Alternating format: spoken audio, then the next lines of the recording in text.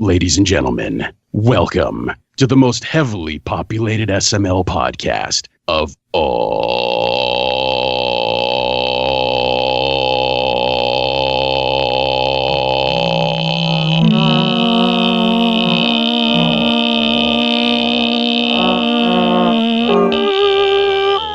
time.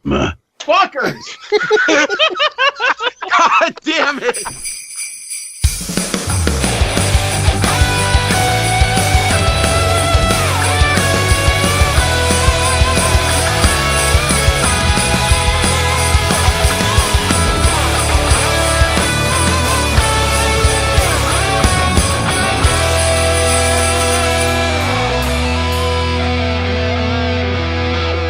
What's up, everyone? This is the SML Podcast. I am your host, Joe. Holy shit, do we have a lineup today. Joining me is co-host Kris Huber. Welcome back to the show. How are you doing?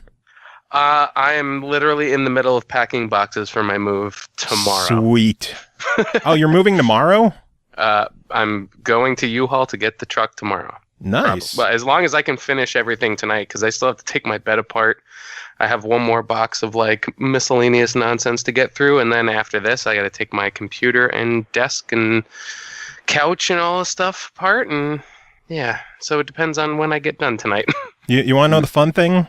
That doesn't matter at all, because neither of us matter tonight, because we are joined by 6 other guests right now. Holy shit, this is a big show. But is this like this is tying our record, or is it beating it? For guests at one time on the show, if we don't count any of the MAGFest room parties, this is the biggest. Okay. Because the MAGFest room parties are like their own other beast, where the audio quality is just hot garbage. But as you heard from the voice in the background, we'll start things off. Norg, you're back. How are you doing? Fabulous. How are you? I'm doing wonderful. Ailsean, Sean Stone, you're here. How are you doing? I'm pretty okay, man. Just okay? I said I'm, pretty okay. Yeah. Is there something that you need to talk about? I mean, no, not really. I'm gonna go get sad now. Close your eyes and begin to relax. Both of you from the band Lonely Rolling Stars, you've been on the show before, and you're not alone this time because Chuck Simpson, finbeard, you're here. How are you doing? I'm not prepared for the question. I would say I'm speechless, honestly. And then the one and only Megabeardo, Erik Peabody. How are you doing, sir? I'm good. I'm doing good. Living the life here in Santa Cruz, California. How's the weather? Actually, here in Pittsburgh, it is very snowy and very cold. So, trying to stay warm. But hey, the Steelers won. They did. I don't follow football, but I heard about it all day at work. I'm probably the only football fan in here right now. That's a football team? Come on. Chug a football. Oh, that's right, George. You're Seahawks fan, right? Exactly. Okay. It's a football. I chiseled it. But even with you 4 here, we're not done, because the last time Lonely Rolling Stars were on, we also had a guy named Grant Henry who's been on the show a few times, and even though he quit the band, he's here groveling for acceptance. Grant, how are you doing today? I didn't actually quit. This is just all according to a very fired detailed. Whatever. I'm no longer a lonely rolling star. I've decided I am a stagnant white dwarf surrounded by people. What you become when you leave the band. Not nearly as exciting. It's not as pink and rainbow colored. More like gray and brown. And things. Yep. It's all part of the plan. It's the long con. I still think you're the only person I've ever seen leave a band via music video. Ooh. Oh yes, that's correct. That's right. Yeah. Yep. But you guys are all here to talk about your upcoming MAGFest performance as well as your new album. And you guys have a very special guest playing with you at MAGFest. He just so happens to be here as well. Vince DiCola, legendary composer. How are you doing today, sir? I'm doing great, and I appreciate you having me on the show. I'm just trying to think of something witty to say to all that stuff. I have no idea, guys. My very first question to you, Vince, is why are you slumming it with us? Oh, now, I'm not slumming it at all. From what I've heard of the band, you guys sound great, and I think I told George I'm hoping that I stack up to you guys.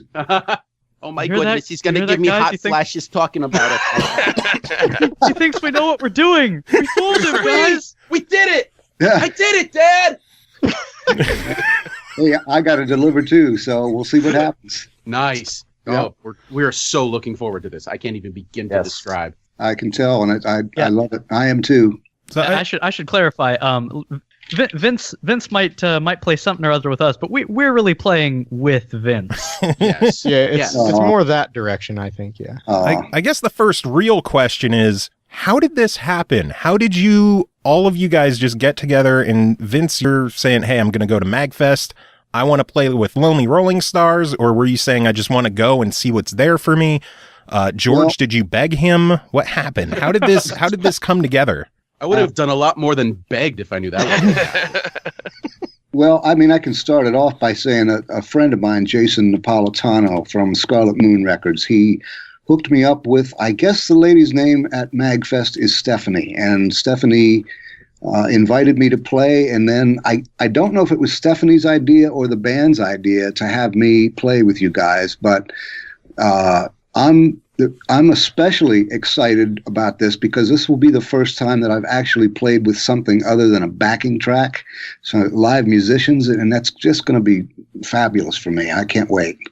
No pressure, guys. Yeah, right. Yeah. Lonely Rolling Stars, how badly are you shitting yourselves right now? Oh, dude, I can't believe I'm about to be the most professional drummer Vince DiCola has ever played with. So, funny story. Steph was in the Seattle area like a year ago or something, and she came over to hang out for a little while, and then we headed over to Seattle to drop her off where she was staying, and she just very casually says, hey, what do you think about the idea of performing with Vince DiCola? And my first reaction was, like, yeah, right. Because she knows that, like, it's been on my bucket list to ever just meet him in the first place. Oh. And then next thing I know, I'm getting emails saying, so yeah, that thing we talked about last year, it's going to happen. And you guys are up. And I spent like 3 days fangirling for out of control. And then I had to pull myself together and pretend to act professional in email. He asked us over on our Facebook group. He's like, hey, so what are the chances you guys want to do this? And I think everybody responded, duh, George. You met really us. Absolutely. Like, you could have just told us, hey, we're doing this. Yeah. And we had a okay, tradition at yeah. MAGFest every year leading up into MAGFest. We would pull up the Transformers, the movie, and just watch it every single year. And by and large, the reason we were watching it was because of the soundtrack. The movie was okay, but the soundtrack was fantastic. Thank you. How are you just going to do Optimus like that, George? He was okay. I'm honored. It was okay. I want to add something here. This is I was actually going through old photos recently, kind of culling things, and George, I found a bundle of pictures from 2008, which was the first MAGFest that I attended with Dan, with Chunk. Wow. And I have this pretty amazing picture here you've probably never seen of you hitting a high note in the touch when you sang it. Oh, no. It's not a video, it's just a picture. It's the most amazing picture you've ever seen. I need to figure out how to send this in the chat while we do this. I'm saving it on my desktop right now. No, you got to figure out how to get a video out of that picture. Was that the Smash Bros show? Yeah, That was Smash Bros. Yes. We did the touch, teased the touch one year, and then we actually did it the next year. And Unicron. We did Unicron in our final year. We opened with it. Oh, cool. Yeah, sick, man. So yeah, our love affair with that music goes back. Who'd we lose? There it is. He just click Grant the sending chat. Pictures. Click the chat button and you'll see the picture. Okay. Yeah, our love affair with that music goes back very, very far. Oh, thank you. I'm truly honored, really. That's a great looking fedora, George. Just going to put that out there. Oh, that picture. That's mine. It's Stone. We've been passing it around for years. Oh, really? Yeah, Yep. we make. Oh, Yeah, it's we just give it in to a my- different person every year to wear. Oh, that's so amazing. Oh, and there's Dan, front and center. Yeah, he's there with his hands up, which I think is amazing. Wow. And Dan joined us with Lonely Rolling Stars a couple years ago when we played Dare. Right, because I was on bass. He took over on bass so I could butcher the vocals. And this time Chuck is going to do it because he sings in the Stan Bush range much better than I do. I've been practicing. Wait, we're playing that? Mercury impression. Oh, a month out from the show, and I hear someone say, "Wait, we're playing that." That's I a mean, little joke. this is still a decent amount of time. There's no a real. There's a story about that. What's the story? Let's hear it. The story is, I thought we were going to play Dare to be Stupid. Well, Can you do that instead? Like, So I learned that, and then I got to MAGFest, and they started playing not Dare to be Stupid, and I was like, oh. There. So Ailsean, I'll learn it for this year if you want to play it. So I learned it the day before. This is awesome. Oh my god! I had no idea. So yeah, I learned completely the wrong song. Well, I didn't know there were 2 dares on the soundtrack because I'm dumb like that sometimes. I love that you defaulted to just thinking that the Weird Al one was the only one. I mean, Well, it is, right? Like, Yeah, that's I love that song. I think that says a lot about Sean as a person and like the quality of his character. All good things. Bit of trivia. Dare to be Stupid was a song that Mark Mothersbaugh hated because of the way that the sounds sounded better than anything he could come up with himself. really. Yeah, it was the style parody. He identified it as being a Devo style parody, and he was angry that somebody did a better sound than he did. Oh my God, that's hilarious. I can see that though. What a great compliment. Did you I mean, do he the sounds nailed for it, Dare to be like- Stupid? No, that was Okay. all Weird Al's guys. Okay. I was just curious about that because the styles were very similar, but slightly different from the punchier sound that you were able to get. Yeah, I think that was intentional on their part. So I guess king the of style question is, do you want to play Dare to be Stupid at MAGFest with Lonely Rolling Stars, Hey, if I have to learn it, I'll learn it. featuring Kris Huber? I think we're running out of time in our set. So speaking of we the are set, throwing everything at the wall. what are you guys playing this year? What kind of are you guys busting out some new Songs. material? Any old material? Any Yes. helpful? There's a little both. There's some new stuff. Playing There's some old songs that stuff. have notes in them. Listen, Dick. hey, they could be playing songs without notes in them and just having a moment of silence. You don't know that. Or a We could song be with playing just one John note. Cage. Yes! I'm so glad somebody got that. Oh my god. Now we're playing old stuff. We're playing new stuff. Yeah, we got both new stuff, old stuff, stuff in between. Cricket. Like what? Come on, man. Give us some details. Let's hear. Like, what are you guys doing? What's going on? Maybe we could give you a couple of like cryptic hints. How about that? Are we playing some of Joe's favorite PS2 game of all time? I think yeah, there might Beyond Good and Evil? I don't know, that might be a You asshole. I don't know, man, that Does might be a anyone well-known even recognized get reason. that joke anymore? Nobody gets that joke except you, but you won't recognize the music anyway, so it doesn't matter. That works. I don't know, that sounds like a little bit of a reach to me. Ouch. Wrecked. Do I We have could to make it up. explain the Beyond Good and Evil joke now? No, we'll make it up to you. If we play like some Guitar Hero Man, would that make it up to you? Sure. You know it would. I'll think about it. We can't do this stuff all through the picture. Well, I got to know, if you guys are going to bust out some Guitar Hero Man, are you guys going legendary theme with the tried and true, or are you going to do something a little bit different than what everybody does from Guitar Hero Man? I mean, I say give the people what they want. That's kind of how I feel. Well, if you're giving people what they want, this person wants Tainted Lovers. Okay, I mean, don't the give real Joe. question is who gets to decide who's people. Yeah, Yeah. And when somebody yells Skinner, you don't just start playing More Than a Feeling, you know, you play it. You hear it.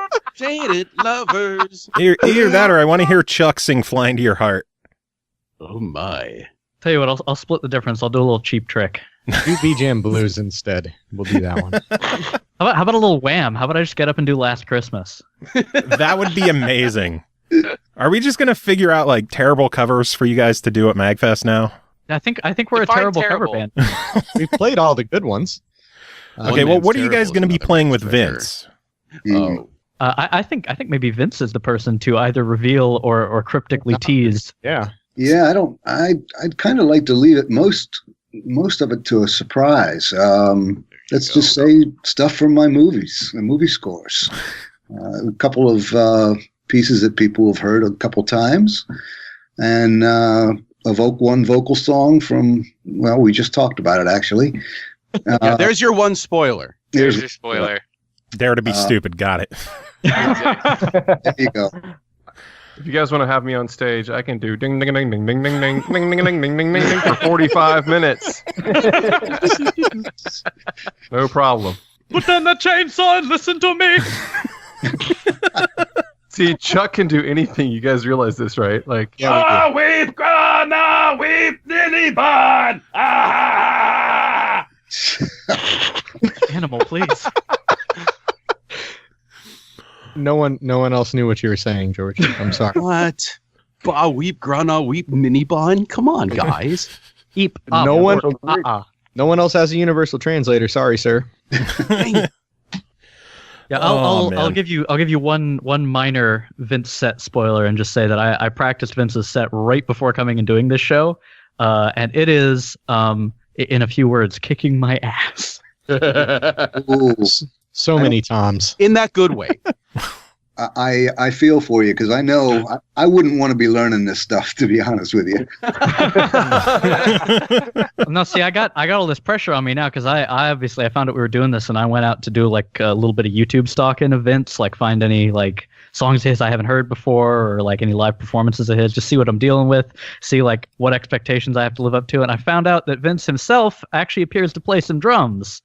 Ooh, where did you see that? I saw your tune that you did a couple of years ago. I think you did it for one of the Michael Bay Transformers. Oh, I did it as a the song was Bound and Gagged, I believe. Yes. Bound and Gagged was fantastic. A song that we submitted for one of the Michael Bay movies and didn't get in. I wish it would have because it was perfect for the movie. What the fuck is wrong with Michael Bay? Turning you down. I mean, that's a loaded question. Yeah, that's the whole podcast, sir. That's okay. We won't go there. Okay, well, just in respect to turning you down. Can we talk about synthesizers? I would like to talk about synthesizers. What would you like to say about synthesizers, Sean? What is everybody's favorite soft synths they're rocking today? I can speak for myself. It's Omnisphere. That's the best thing that I've come across in a long time. I hear that. Yeah. I hear that. Yeah. I've been using mostly Oxygen myself. I've never used that, but I'm sure I hear it's really good. Arturia CS80V, because I love Blade Runner. Yes. Hey, do you have any what's his name? Eddie Jobson sounds on that? Any what now? Okay, the guy from the band UK, Eddie Jobson, keyboard player. He has the best CS80 sounds in the business, and he won't share his secrets. And I haven't worked extensively with the soft synth, but I did work with the actual CS80 years ago, and I loved that thing. And I got some sounds out of it. I'd love to get the same sounds out of the soft synth, and I had this great, fat brass sound, and I can't get it on the CS80V yet. But I was wondering if you got any of his personal sounds by any chance. No, I'm not a big presets guy, so there might be some hanging out in there. But I think the only Eddie Jobson thing that I'm actually personally familiar with is I think he played with Frank Zappa at some point. He did, yes. Yeah, that's my area of like knowledge overlap. I love Frank Zappa. I'm a huge Frank Zappa fan. Great music. Okay, George, soft synths. Get your synths out. Let's see. I still haven't gotten over my love affair with Serum yet, just because of the flexibility and the fact that it does a lot more than generic wub-wubs. It can pull off a lot of very cool sounds. You just say the name again. Serum. Serum. And who makes that? Oh, geez. Who does it? It's a relatively unknown company from what I recall. Okay. Xfer, apparently. Yes, that's them. Oh, okay. And I was wrong about mine. I called it Oxygen, but that's the company. It's Expand Synth is the one. Oh yeah, we were talking about Expand. Yeah. Expand. It lets you do mix and match voices better than anything. But Serum does everything. It was free. Expand was free recently, wasn't it? It was. Erik, too. Yeah. Eric Yes. Peabody's synth thread Yeah, led a lot of people to it. I snagged that, and it has since lit my hair on fire. So, Joe Pesci style. should I speak for Kris? Should I speak for Dougals since he's not here? Yeah, go Yeah, for it. you're the replacement Dugash. So I'm sort of a GM guy. Like I'm sort of a electric piano 2. If you guys heard General MIDI. I put a spring verb on that thing, and it just makes all the ladies cry. You know? How am I doing? Am I doing a good Kris? What's your favorite? You got like a Sound Blaster X-Fi or something? I'm sort of a Turtle Beach guy. Oh wow! Personally, like I had you pegged as a Kovacs sound source guy. No, it doesn't run very well on this. Turtle Beach is kind of all that works. Yeah. All my art, all my pixel art's CGA because it's the only card that I have in the game. But Mud edit. But I'm real good at spoonerisms. Thank you, ladies and gentlemen. I'm Kris Huber. Oh my. Accurate. Yeah, pretty much. Man. I would love. I think Vince needs to get like some links to some of Chris's most interesting science experiments, just so he can see kind of some of the cool stuff. Into? Like he's done all kinds of crazy things with old like weird game arrangements and voicings and major minor conversions and stuff. He's got a bunch of weird stuff on his SoundCloud. That's pretty awesome. He is our savant level musician. That's hands true. down. He's the mad Very scientist. good. Yeah, he's Can't really wait to good. meet him. Can't wait to meet him and play with him. Yeah, He's the mad scientist, but even he couldn't figure out Skype to get on this call. No, he's stuck in the Buffalo snowstorm. Oh. Oof. Oh Been man. nice Yeah. knowing you, Kris. The concert is going to be a little bit the Vince and Kris show, though. Pretty much. Like, As it should be. yeah, I think that's exactly what it should be. Yeah, Keyboards galore, huh? yeah. Well, Yes. we have Be never. beautiful. You've got all 3 guitarists from Lonely Rolling Stars in the band. Who's the lead guitar player, guys? All of them. Kris Dugash. Kris Dugash, Kris is really Yes. the keyboard player. Whoever feels As well it like should that. be. We're Oh, we're my we're all Lord. rhythm guitar players. There's no lead Yeah. guitarist. Pretty sure George has played more leads on bass than anything I ever did. But maybe something's changed. But I don't know. His whole bass part in Goemon that I wrote for him is just like melodies. That's it. That's because you're a jerk. Yes. That's because I'm trying to get back at you for all the ridiculous fills you expect me to play. That was even worse than playing Cheetah Man all those years ago. Friggin' Cheetah Man, Jesus Christ. Right? The deep cuts.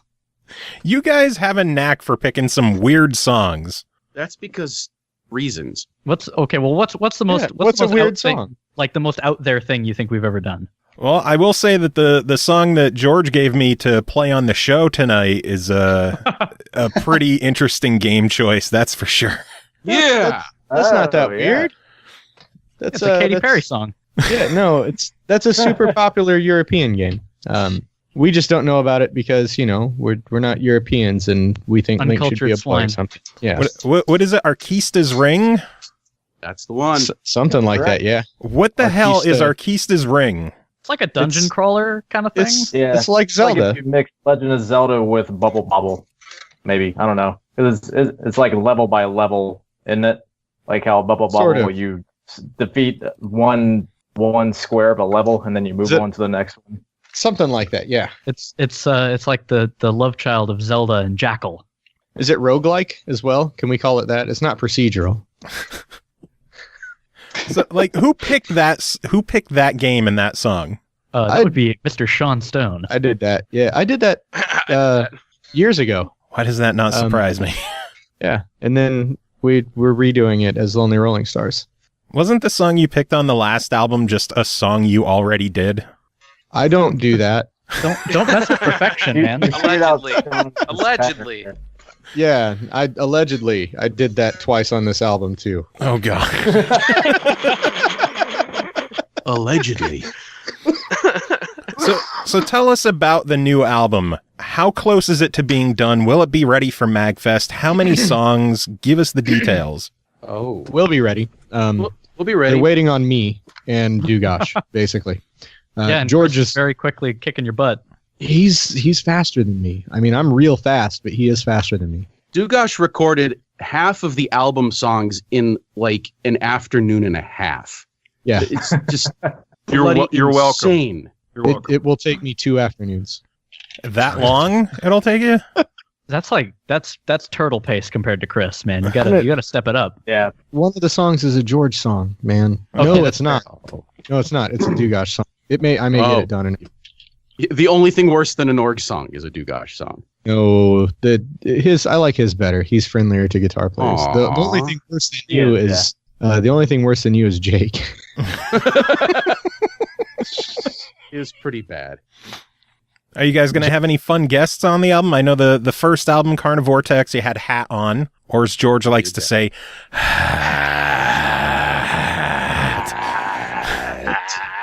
Wow, that was we dipped into ASMR territory for a second there. Do we have a guest on the album? Hey, Grant, you want to play guitar on a song? This is Chris. I can speak on behalf of Grant. Could you commit Grant to something for us? Yeah. Hold on. Let me. Don't ask him. Let me mail him a letter. Don't ask him. Can you just give me one note? Like pick like one note, one real good note. You know what I mean? It'll be one long. Yeah. One long. Wow. Was that an Owen Wilson wow in there? I think somebody else is in the Google Doc right now. Wow. Nice. Wow. Yeah, I came in here to count how many tracks we have. One, two. Yeah. I know, I was trying to do that too. We have 12 or 13, depending on how you look at it, and depending on if one of those makes it on the album. Yeah, like 12 or 13. Why wouldn't it make it on the album? Just timing or rights? Or... Because they feel like it. What? Which Not one? enough. What are you talking about? Not enough cocaines. Oh, Yeah, right. I think main it's reason. So Because MAGFest is 3 weeks aside from Grant's Owen Wilson impression, no guests on the album this time around? Not this time around. No. Not this time. You guys couldn't get someone like Vince DiCola to do something for the album? so good We now. only just met him. We didn't want to scare Yeah, him. we didn't want to impose. We didn't want to like embarrass ourselves fully before we meet in person. Exactly. I'm Guys, sure you- guys, what is more embarrassing than me asking him if he wants to throw sleigh bells on one of his songs for my stupid show? I'm telling you, Right, man, slaying montage. We needed you to set the bar, Joe. Okay. Well, I could either add sleigh bells to a song or contribute to an album. Tough one to choose. Maybe we could just get Vince to play sleigh bells on one of our songs. Oh my Yes. God, yes. Yes. I'm good on sleigh bells. They require a lot of dedication. I mean, like you got to get them perfect. I went to school. Can't man. waver. I went to sleigh bell school. What's Vince? What's the term for a professional sleigh bell player? Oh boy, sleigh beller. bellist. Sleigh beller. Bellis. Sleigh beller. Ooh, Sleigh beller. yeah, because you'd think it's ist, but that's like you're trying to be too posh with that. You're like too posh Shakur. Oh. Hey! Wait. Was that a Tupac and a Shaker pun? That was like a Yep. 4-way pun, Chuck. Good job, sir. What can I say? I've got the touch. Whoa. Oh, but you don't have the power. Jesus Christ, George. But yeah, Chris knows all about how tough it is to add sleigh bells to a song. The first year that we did Christmas stuff, he added sleigh bells to his Castle Crashers theme with automaton. Oh, with the automaton. Yeah. Yeah. And it was so difficult that the second year he just did, funny enough, a Weird Al cover. Oh, yeah, I did that. Oh, that's right. I did The Night Santa Went Crazy. Yeah. What are you doing for this year? Because of the move, I still haven't really figured that out yet. I know I'm going to have time on my hands because I'm not going to have land internet when I do the move. Whoa. So I'm pretty much just going to be entertaining myself through my phone. I'm going to have a lot lot of just track stuff. George is just adding sleigh bells to the show right now. Chris, you got so festive there for a second. It's nice. Yeah. Nice. It's in the back of the throat. You got to really reach for it. Oh. But I don't know, man. I'm still debating on if I want to attempt to try and pull together some tracks before Mag to have something to show for myself. But the move is really just throwing a wrench in everything. Like, it's just that and playing as much as I'm playing. Like, I've got a lot of gigs lined up all the way up until MAGFest, and it's a lot of travel too. I just got back from Florida. The drive was like 20 hours, 21 hours. I bet it was a lot nicer in Florida than it is in Pennsylvania. Debatable. It was still a little chilly. Did you see an You alligator? still had to be in Florida. Yeah, it was. We'll see, and it's always bizarre too, because last year I had a wedding that we were doing. It was like the week before Christmas. But I was down in Key West, which was the first time that I was ever even down there in the first place. That time it was gorgeous. Other than the humidity, which you feel like you could chew the air, which is kind of strange. But I'm walking down the street. It's like 90 degrees outside, and I'm hearing like shops playing. Like, it's beginning to look a lot like Christmas. I'm like, no, this is not Christmas at all. There I go. So, I mean, like, just being from up in the Northeast, it's just like we've had snow pretty much every Christmas, or at least around it, like every time. We'll get snow a day or two before Christmas, and then Christmas Day comes, and it's just fucking rain. Yeah, and it'll just wash shitty, everything. ugly, gray. Yeah. Making it rain. Yeah, I truly did not understand how much I missed mountains until I moved to Jersey. Like, I really I took them for granted. So I'm excited to move back and see some hills. What are you talking about? You didn't like the mountains of garbage all around you? I mean, it sure smelled like it. I know that people like to say that, and you're just like, all right, yeah, whatever. Like, people like to make jokes, haha, whatever. I'm just driving down there, and then it makes its way into your car, like it breaks into your car. Like and it's a forceful entry. Like, it's bad. That was beautiful. Yeah, man. I don't know. I think I'm ready to come back. I know that the Northeast doesn't have like too many great opportunities going around, but I can travel.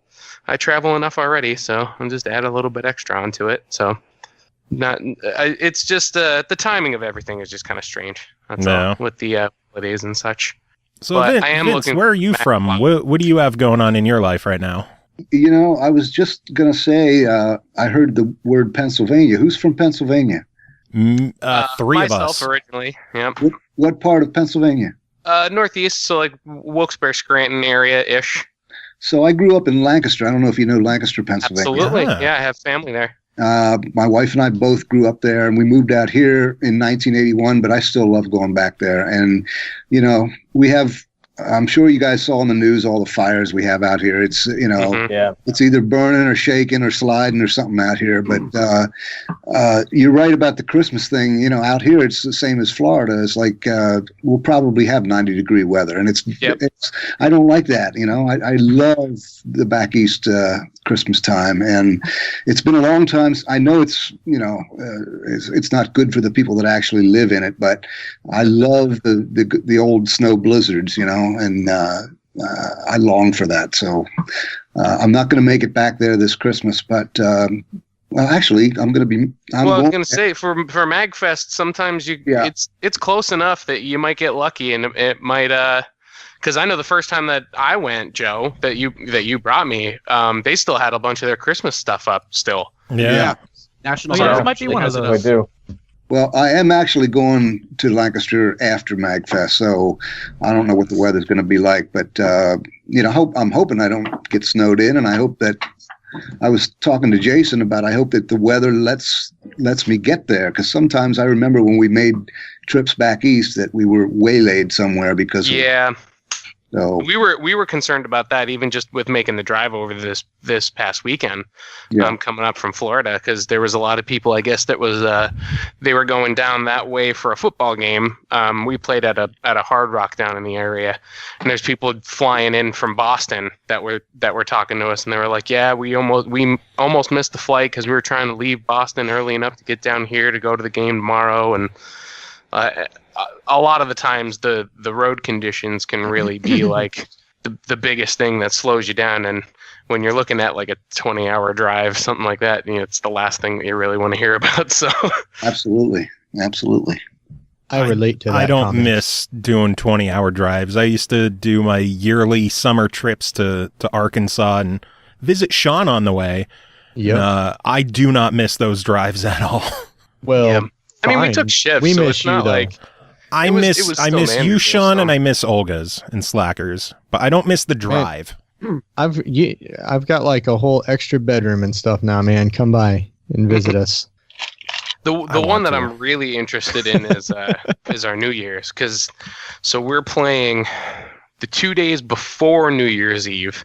We're in Killington, Vermont, and then I leave as soon as we finish the second night, like we hit our last note, we pack up everything and then just go right from there to start driving down to Ocean City, Maryland for New Year's Eve. Wow. Holy shit. Yep. So it's about 7 hours up to Killington from here. And then I think from Killington to Ocean City is going to be like 13, 14. And that's like, again, if we don't run into any issues with the weather and stuff like that, because Killington, I remember the first time that we were up there, it was so cold. I think it was negative 20 something, negative 30 something. Fuck that. It was so cold that the cars literally, like, we called up AAA because the batteries just lost all of their charge, and they're like, yeah, just call us back tomorrow. Oh my god.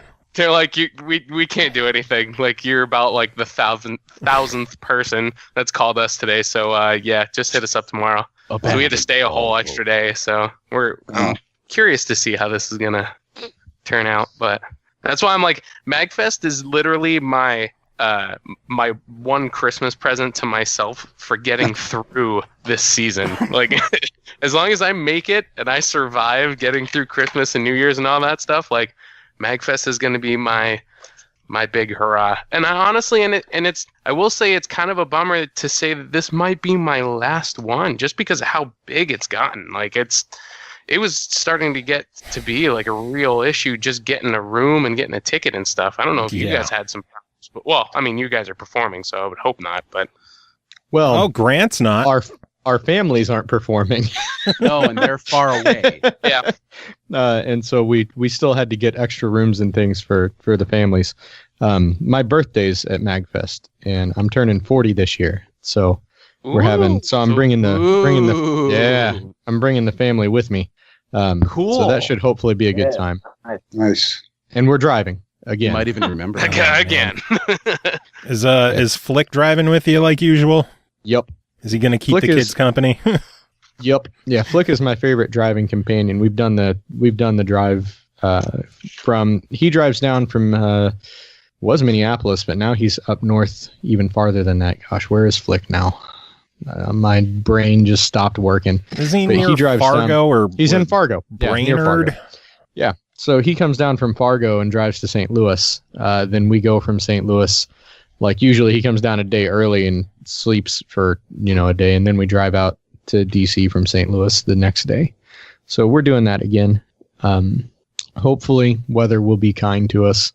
We did, after 2 or 3 times, figure out just that you don't drive through Ohio and life is better. Like, you just go south. No matter how bad Google Maps or Waze or whatever tries to tell you to go on 70 through Ohio, if you can avoid Ohio in a car, avoid Ohio in a car. Yeah. Wow. Fuck Avoid Ohio. Turn left on La Cia. Oh God, that dude! I used that. I have a TomTom, which is what George is joking about. I've had it for like 12 years or something, but it has some choice pronunciations. But it also still and I forget about it, and it gets me every time. It's still, whenever I come within 200 yards of a Taco Bell, it goes, nom nom nom taco taco. And I forget about it every single time before we use it, because I just don't ever use the thing, because, you know, phones do that now.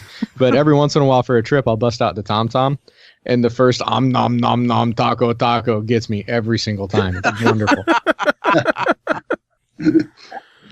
So basically what you're saying is at MAGFest, we all have to road trip it to Taco Bell with you driving? No.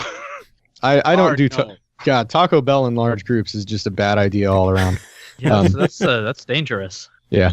Nothing good can come of that. Could be hazardous. You guys have never done the Taco Bell draft? I'm sorry, the what? The Taco Bell draft. I did one in college. Basically, what you have to do is you go through the drive-thru and you order one of everything on the menu. Like literally one, like each individual item, and the meals count as one item of themselves. Okay, Jay. And then you. Do you think we all have $17 to spend? So you get a group of people together. We had, I think, 8 at the time.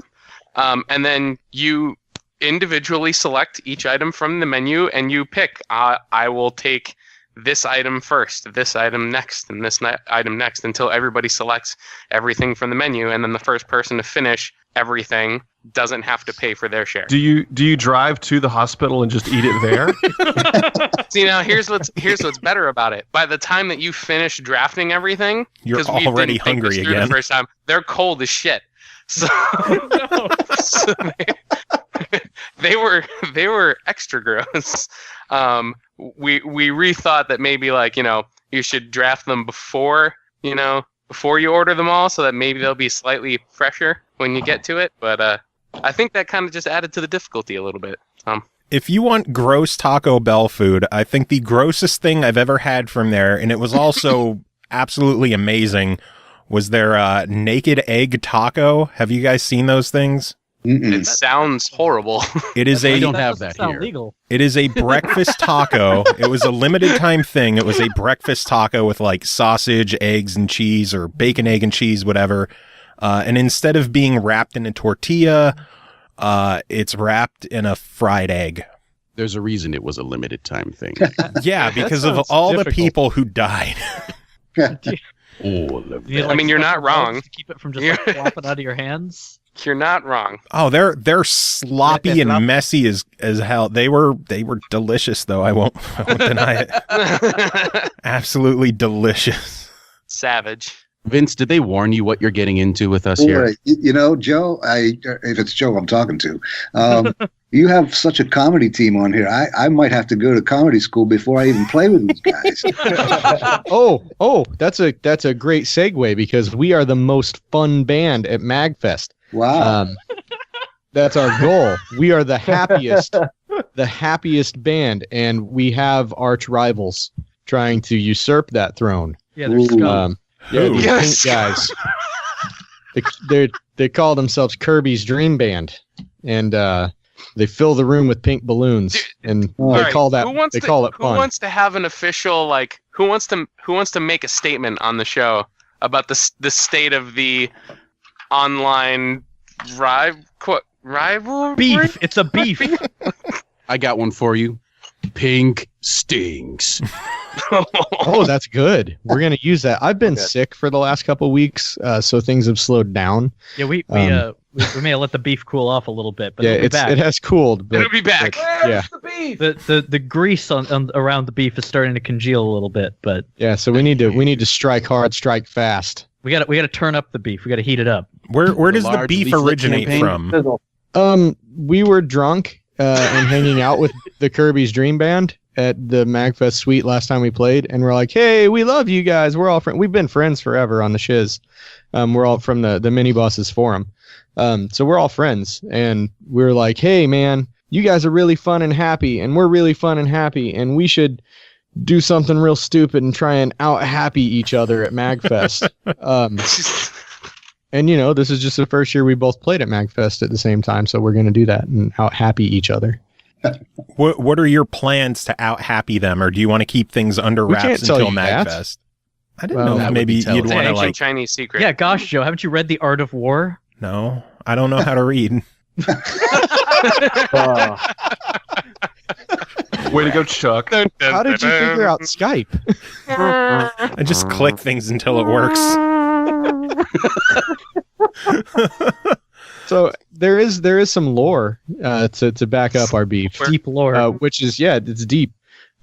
So their mascot is Kirby, and Kirby sucks everything up. That's what he does. And our mascot is Katamari Damacy, and the king of all cosmos sends you down to roll up all the things.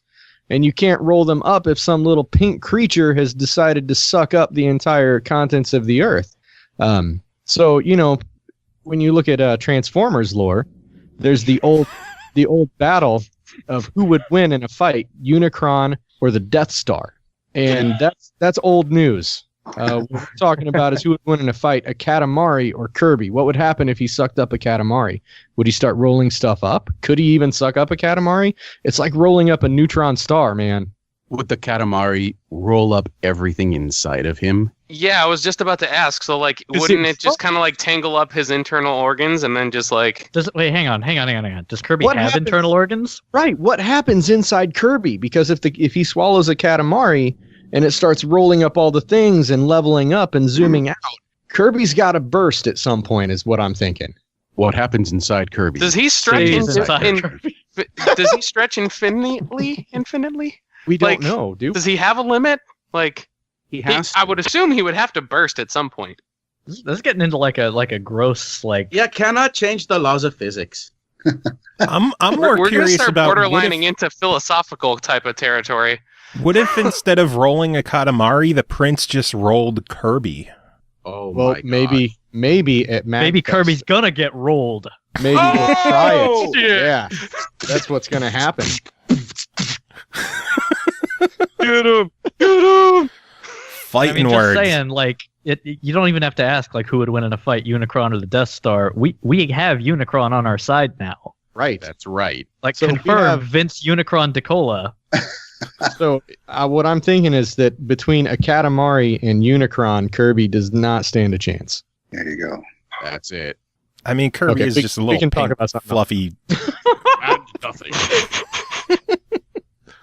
Oh, man. So fun at MAGFest. Vince, this will be your first time at MAGFest, right? What are you looking forward to doing besides playing with these dickheads? Oh, I guess there's a jam session, I'm told. So I guess I'm going to sit in and play some stuff. Oh, jam space. Oh, jam space? It's actually like a DiCola 24/7 jam. That would be thing, yeah. sick, actually. Yeah, I'm told that you have. I don't know how it goes. Does it go all night or I don't know. But 24 hours entire a day time. for the entire convention. 24/7. Yep. wow, that's amazing. So yeah, I'm gonna jam. I hope you guys are jamming with me. Oh, dude. Of Tell course, us where this, and when. this band actually Cool. formed because of Yeah. a Jam Space Jam. Wow, wow. Two jam space jams. I jammed with Grant Henry, and we played some Super Mario Brothers music. And then Chuck, you jammed with the remnants of Smash Brothers, and we played some Guitar Man. The Smash Um, Brothers, And then yes. Grant and I had jammed like at there was 7 a in the third morning on a jam. Sunday. Yeah. That is correct. 6 too. o'clock on a Christmas morning? 6 o'clock on a Christmas And morning. for what? Man, you guys were just slutting it I up know in the all about jam the honor space, of weren't God, you? Mary Jane. Dude, musicians, man, that's what we do. Like, we are non-monogamous when it comes to music. Like,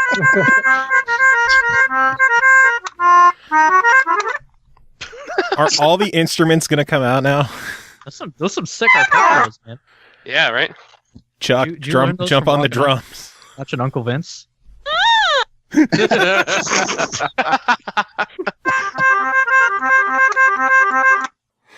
Oh, my God. Is that Dare? Yeah. Oh, boy. There's Can't slip anything by him. There's your audio snippet, Joe, right there. That's incredible. There it is. What the? Is that Dare? Oh man. Holy shit. So Nailed it. This is great because Vince is so many of the bands that play at MAGFest were either formed at MAG or sort of formed in between MAGFests. Okay. Like became the Lonely Rolling Stars thing was I don't think that, I mean, nobody had really played live together as a group, but wrote an album and then played at MAGFest. And Yeah, a lot of the bands at MAG are like that. We did a whole album, and then the first time we ever played together was at 4 a.m.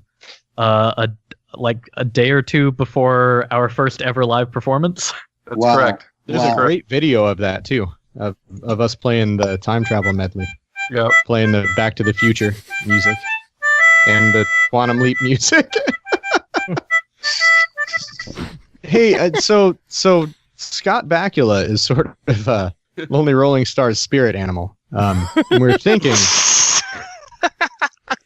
what we were thinking about for the Lonely Rolling Stars plus DiCola, that our spirit animal should be possibly James Spader. Oh, I love James Spader. Yeah. All right, sold. I love him. So we were talking about how everybody but Chuck is absolutely enthralled with James Spader and Blacklist. His performance, especially if you've been a fan of the Spader for a long time, and you look at Stargate, and then you look at Blacklist, and you're like, what is happening here? Why? How did he become this? He's phenomenal. He is. Really, yeah. I don't know if there are as many shirtless pictures of him as there are of Scott Bakula. That is true. There's a concerning number of shirtless pictures of Scott Bakula. There really are a lot, and we've seen them all. So what happens to Bakula now? Are you just gonna ignore him? No, he's the first half of the set. Oh, okay. Yeah. Some of these shirtless pictures of James Spader I'm finding on Google are actually. I'm glad it's not just me. They're actually kind of similar to some of the Scott Bakula ones. There's a degree of overlap here. So are you just going to Photoshop James Spader's head on Scott Bakula's shirtless body, and then Scott Bakula's head on James Spader's? Yeah, we're gonna put James Spader's face in Scott Bakula's torso, like Total Recall style. I feel like that's a good metaphor for this band. Yeah. Yeah. Just like a little bit of Krang. There was a brief period of time where I was thinking it might be a good idea to do a mashup of Luigi's Mansion and Ghostbusters, and then call Bill Murray and see if he could show up in the costume and just stand on the stage while we do it. And there's a 70% chance he'd probably do it, as long as we offer to let him drink whatever he wants afterwards. Yeah. Or to not take any pictures. That way you won't have any proof, and no one will believe you. That's very important, actually. Just no one will believe you. Wait, what's important? I was looking at James Spader. Yeah, I have a new folder now on my desktop for pictures of James Spader. Just gonna file those away. So Vince, in your illustrious career, shifting gears a little bit, so 2 questions. Out of the material you've done so far, what would you categorize as the one you are most proud of, and what do you have coming up on the horizon for you? Well, the one I'm most proud of is actually the one that's coming up on the horizon, and it's a progressive rock suite. It's about an hour long, and Nice. it's called at the moment it's called Figurehead, and at the moment it's just myself and the drummer from Jethro Tull, the former drummer from Jethro Tull, Don Perry. And You have my attention. yeah. And this is, I mean, I have to say, I don't think I could write a better piece of music than this one. And I just want it to come out. I mean, it's been sitting here on the shelf for so long, but now it's finally getting some movement, and we're getting some other people involved, and we all got a record company involved. So hopefully that record will come out. I'm not even sure what it's going to be called yet, whether it's the DiCola Perry Project or some other name, but that's the one I'm most proud of. But up to date of the stuff that's been released, I would probably say Training Montage. Nice. That's a good answer. Beautiful piece of music. Yeah. Yes, it is. And, I had no idea when I was writing that in a little apartment out here in Panorama City, California, with an old Fostex 8-track. Oh, yes. I had no idea where that piece was going to go. All I knew was my manager was feeding. My manager at the time was the executive producer of the soundtrack and of the movie itself. And he was feeding me plot lines. And he said, of course, there's going to be a training scene. So that's the only guideline that I had. And I sat down and wrote this piece used the Fostex and, went on from there. And it really was a case of, okay, now I got the job. Now what do I do? But yeah, that training montage has been so good to me through the years because people have licensed it so much. They used it parodies as well. Well, yeah, yes. Hey, that was good. That sounds just like the record. Target used that for two years in a row for their Black Friday campaign, and it was great. It was a woman that was, I don't know if you saw the commercial, she was lifting weights except that she was lifting Target bags. Oh God. And they played training montage, and they played a lot of it. It was like a minute and a half, which is good for a commercial. So God, I wish I could get that sound. There's a quick way. You go to Value Village or Goodwill or whatever you got near you. I'll work on that. But yeah, that's the piece I'm most proud of, and I'd say second to that is probably War from the same movie. Oh, jeez, another great track. Yeah. So I was hoping you were going to say Paulie's Robot, but we can live with War. I love Paulie's Robot. I thought that was a pretty cool little thing. That was a brilliant piece, and nobody ever talks about it. Nobody ever talks about it. Well, then talk about it. George, talk about it. It's a brilliant Paulie's piece Robot of music. mean to you? It's super short, and I thought it very easily captured kind of the 80s style of synthesizer music in a very compact package, and it was very uplifting and robotic sounding. And I don't even think it appears on the soundtracks anywhere. It appears on Entrada did a release of the whole soundtrack, and they put that on that piece. Oh, okay. On that CD. Oh, that's good. Yeah. Just talk about Vince and robots, like a match made in heaven. It is. Now, I have to ask, which came first, the Transformers soundtrack or the Rocky IV soundtrack? Because I can't remember the dates of release between the two of them. That was Rocky IV, and it was really close, though. It was the same year, 1986. And go ahead. Did you steal Unicron's melodic theme from that one short snippet in War? Wow, let me think about that. I'm trying to think what you're referring to in War. Play it, George. You have an instrument. There's a I'm trying. No, I'm sorry. It's Training Montage, not War. But there's a part where there's a high kind of ambient instrument that goes in like a higher octave than that. Right before the dun dun dun dun dun dun dun dun dun. Yeah. Okay. So, are you asking? Did I steal that from which? So, did you steal Unicron's theme from Training Montage, or was that just a happy accident? That was a happy accident. In fact, I didn't know it was even close until you just pointed it out. I'll have to go back and listen now. That's the kind of nerd I am. No, I'll tell you what, though, there is a connection between Unicron and Rocky movie, and that is I wanted to make Unicron close to Drago's theme. When Drago was out with the big the breath sound and the sound effects and similar tempo and that big mean sound. Yeah. I was thinking of Drago when I wrote Unicron, so there is. What a super crazy nerd question. What went into the crafting of the sound in the Unicron song? You know what?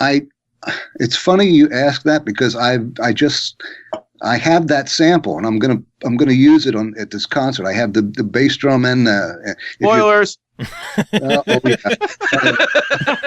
didn't say what song it's going. I didn't say what song. That's true. We might use it in another song, but I don't know where that came from. I was listening to it. And I thought, well, how did I make it? How did we make that sound in the first place? Honestly, I don't remember. Wow. Sorry. No, I was curious because it's just one of those things that's super. That sound equates to that piece of music and that character in that movie, and it's integral and nothing without it. When we played it when Sean and I played it in the Smash Brothers, and we didn't have access to that sample by itself. We ended up having our drummer play the China cymbal to emulate it, and it was effective, but it was not nearly the same as having that sound. I think it was honestly, it was a cross between a backwards cymbal and a human breath, whispered breath. Oh. I'm pretty sure that was the two sounds we put together and screwed that up then and made it sound like it does. Nice. Yeah. Very interesting. Oh my goodness, I could do this all night. See, George, when you grow up, you can be like Vince DiCola. You just got to get yourself like an echo chamber and a mic to breathe into. That's pretty much that's like the majority of the sauce right there. Yes. That's how I make all my sounds. Yeah, Vince DiCola actually, surprisingly one of the best beatboxers of all time. So you heard it here tonight, folks. There you go. That's pretty good. Yeah. There's not going to be any drums at MAGFest. It's just going to be Vince beatboxing the whole time. There you go. There you go. It's like the old Commodore 64 snare sample. Yeah, that's pretty good. I know that song. That ain't bad. Boots and Cats.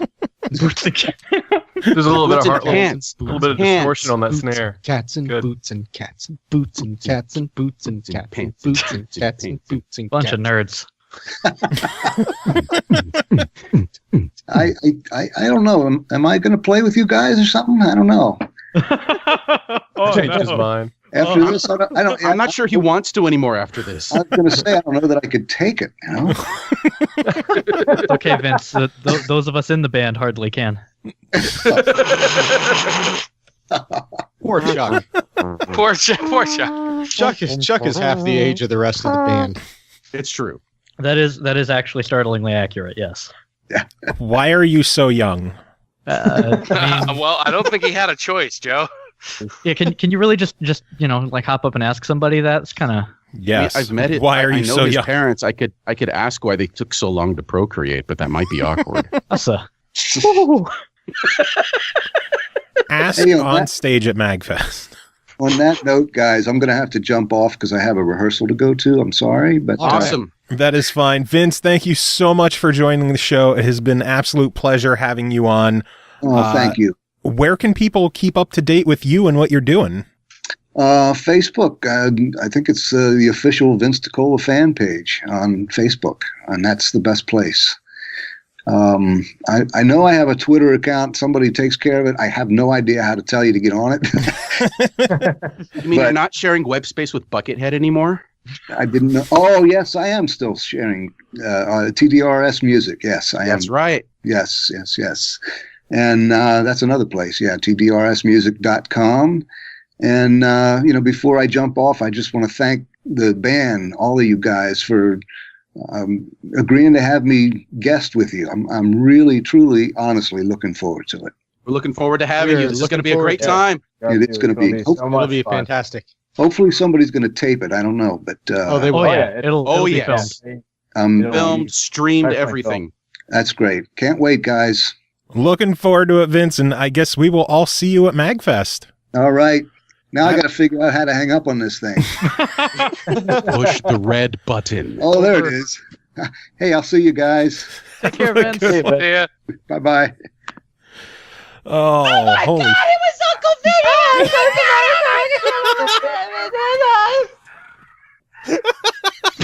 Vinny! Whose dog is that? And how did you upset it so? Was it a dog or was it just still George in the think background screaming? Him running off. Yeah. Is that George?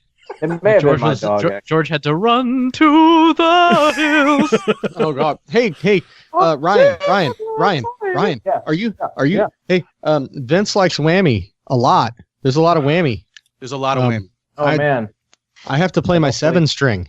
I do too. Is- My other guitars So don't whammy. It's the only whammy guitar I have. Yeah. Oh my So I'm gonna bring my my whammy pedal. Oh, you cheater! Oh, Foot whammy. Oh, I'm envious now. Didn't realize we were going to become a noise rock band after this year. No whammies, no whammies, no whammies, no whammies. Stop! One whammy. Oh, whammy. Oh, I'll do the man. sound with that. Oh, guys, I know it's been a while. Was there anything else that you guys wanted to talk about? Because I don't want to eat up all of your night. Play the Jesus Christ. I'm gonna pick up this guitar over here and let me. I've just been packing stuff, so really it doesn't matter to me. Well, Kris, you got to stick around anyway because you have a review to do once everyone else is gone. Yes, I do. But from what I could hear, Lonely Rolling Stars are about to do a live performance on the SML podcast. So take it away, guys.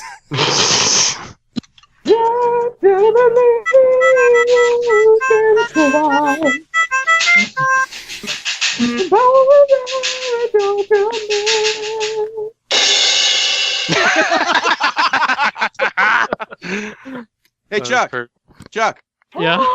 Snare! Oh God, hang on. I have to literally run to the other side of the room. Hang on. Here it comes. Wait for it. Hang on. I'll get it. Come on. As soon as he hits the snare, we got to sing. I'll get it. Are you ready? So ready. Yo, lonely rolling star. Live. Oh my God, you guys are all insane. Hey, did you do a logo? Oh, actually, can we make a small announcement here? Yes, by all means, go ahead. Can we reveal the title of the album? Oh, I don't know this. Ooh. This. Grant, you don't know that? I don't think so. I'm excited. I saw the doc, but I don't know what the answer was. Grant quit the band, but we never kicked him out of the secret group. Yeah, No, he's still I know. on Facebook. He's I still know in. everything. Yeah. For the 4 people who are listening. The title of the album. Sugar Burger.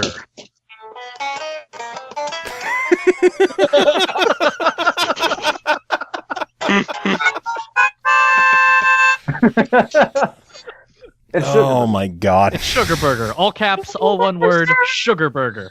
I would kind of hope it's all caps, considering the band name is all caps. Your first album was all caps. Good rule of thumb for Lonely Rolling Stars is if it Everything's came cap. from us, it's all everything one word is and it's all one cap. Yelling. One cap, one love. One cap to rule it all. And you know that we hold down shift the whole time because sometimes you see a quotation mark where there should be an apostrophe. Exactly. Precisely. Who uses caps lock? Come on. The weak. Cap slack. You gotta beef your pinkies up a little bit, you know? What's a gap? If you want to be a true keyboard warrior. Very true. So you guys are known for having some good punny song titles. Any good ones on this album? Well, we sent one you're one about to you. play. The one you're about to play is a pretty good one. Well, it's not going to be right now. It'll be at the end of the show. Oh, It's, you know, Play it now. about. Yeah, play it now. Do it live. Fuck it! Do it live! Play us out. What's that mean? Lonely Rolling Stars plays us out. What does that mean? So what is the name of the song that we'll be playing at the end of the show? It's John? from a game called Arkista's Ring. And it's called Arkista Girl, and I like it. Because the star of Arkista's Ring, it's like a Zelda game, but with you play a female lead. See, when you Female said it initially, I thought a keister, like a butt. No, why would we do that? Take your mind out of the gutter. Where are you from, son? Kinky. There's no things keister are- here. Just got to get your mind Keister. up out the gutter. The third song on the album is called Blade Mode. Really? Shut up! Is it really? No, but No. you fucking have to, dude. Somebody's got to keep it going. I'm not like I did my one and done. That's it. Chris, I thought you said you were going to try putting together another CD for MAGFest this year, just yeah, called under Blade Mode Blade 2. Under blade mode. Blade not- Mode no, I'm 2. never using that ever Blade again. Harder. You know, we just had a new Blade Blade Mode Runner harder. come out, so I feel like you could do Blade Mode 2049. oh, yeah. Well, all right, maybe I won't. There rule you it out. go. That's too good of an idea to pass up. So could we call? Hey, could we call track 11 or track 11 could be called Blade Mode? You totally should. It I'm could. looking at the dong right Do you now. mean 11 as in the row that it's on in the Excel spreadsheet? Yeah, I'm highlighting it right now. Okay, because that would make it track 10 because the first row. okay, is, the first is a, row is right. Yeah, sorry. Yeah. That one could be called Blade Mode. I honestly don't give a shit what that one's called. That's the opinion we needed. So there you go. That's how we arrived at Blade Mode in the first place. Should we give Joe the title of Dougal's arrangement? Oh, it's really good. That's the best pun in the album. Nah, we better not. Yeah, let's save that. You're going to tease it on the show and just blue ball all of us? Yes. You dicks. I think that's what it's doing, yeah. We Yeah. Sorry, I got distracted by the spader again. Oh man! On that note, I think we're gonna wrap this up, guys. It has been an absolute a spader. It has been an absolute nightmare having all of you on at the same time. Do any of you, do all of you have final words to wrap this up? Where could we stay in touch with you guys? When is your performance at MAGFest? Give us all the info. We are on the Facebook and the Twitter. The Facebook being the much more active one of those two. Yeah, that's the Twitter being the less active one. And just look for Lonely Rolling Stars, all one word, all capitalized. And if you find that, then you found us. What was the other question? That was like where to find us. When are you playing at MAGFest? We're playing Friday night. Friday night at 9. Friday night. Oh, wow. Friday night, Prime 9:30. spot. Right. Kirby's Dream Band is not playing on Friday night. That is They're correct. playing on Thursday night. At the Pink Ball. Yes, they're having the prom as the Pink Ball this year. You really should go see it because they are really fantastic. I hope all the guests are ready to have a blue ball. No. Oh, guys, I fixed some of the names in the Google Doc here. I think it's better now. Oh, he still has access to that? I watched Grant's little like avatar pop up in the Google Drive, and I was like, "Oh no!" Hang on, I can't find the fucking dong. Oh, there it is. Oh, the Grant, dong. what's he doing to the donger? It got real fucked up in the last 5 minutes. Now I'll grant that it's looked better. Oh my god! Something I love is on our set list planning page. For some reason, I decided to make the spreadsheet look like a giant cat head. Yeah, he like filled a bunch of the That's amazing. the cells on the spreadsheet, and so it's a giant cat with glowing green eyes. And Chuck redid the set for this. Kept it.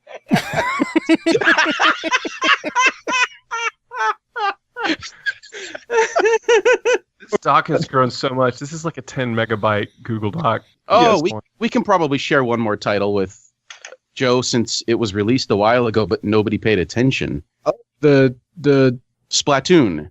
Grantatouille. Grantatouille. we called it Splatatouille, but now it's Grantatouille. Grantatouille. You also released the first one.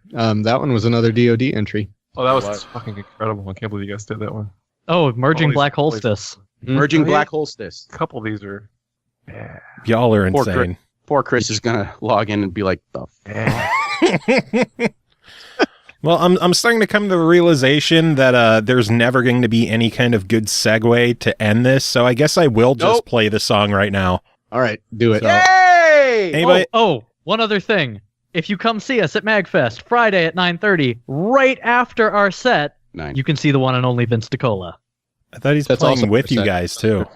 He is. He's going to join us for one of our songs during the set, and then after our set is finished, immediately afterwards is his entire set with us backing him up. Is he really playing a song with playing a Stars track? I didn't know that. That's awesome. He is playing the Stars track. That is Cool. the current plan. Yes, Cool. it's not one that you'll like. It doesn't. Me? It's okay. I took a drink as soon as you said that sentence, and it took a lot of like control to not let that go everywhere. That's how our songs So are. you know. It takes a lot of control not to let them go everywhere. I really That is kind a of true want musician curse. I kind of really want you guys to be dicks and be like, Vince DiCola joining us, and then you just play Purple Lunchbox. And that's his song. That would suck. Right, guys, new plan. We're not doing Purple Lunchbox. Way to go, Joe. Gonna say Vince would play it a lot better than we do. Oh, There's a reason that's a Kris solo track now when we do it live. Yes. So I guess Kris never did Jurassic Parks and Rec. That was like on his short list. Oh, that's years like ago. That's like a Rec's will come legendary later. song. Yeah. Way to call him out in public on that. Well, are we done recording? No. Probably not. No. You're like, say a line to close us out. And everybody keeps fucking talking. Close us out. Yeah. Everybody mean? keeps talking. All right. Like I can't. So someday- no we're one supposed to gives.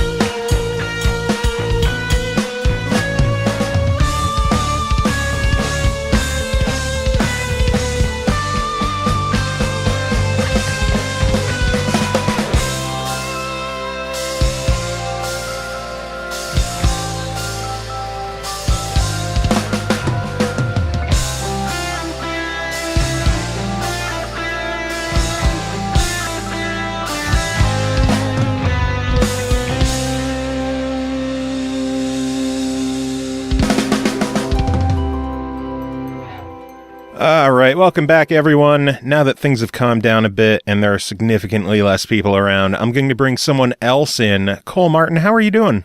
I'm cold. You're cold? Winter is bullshit. I can agree with that. God damn it. If only our panel of guests was still around to discuss whether or not it's cold. It's definitely cold. I don't need a panel of 743 people to tell me it's cold. You missed the party. You should have been there for it. It was really fun.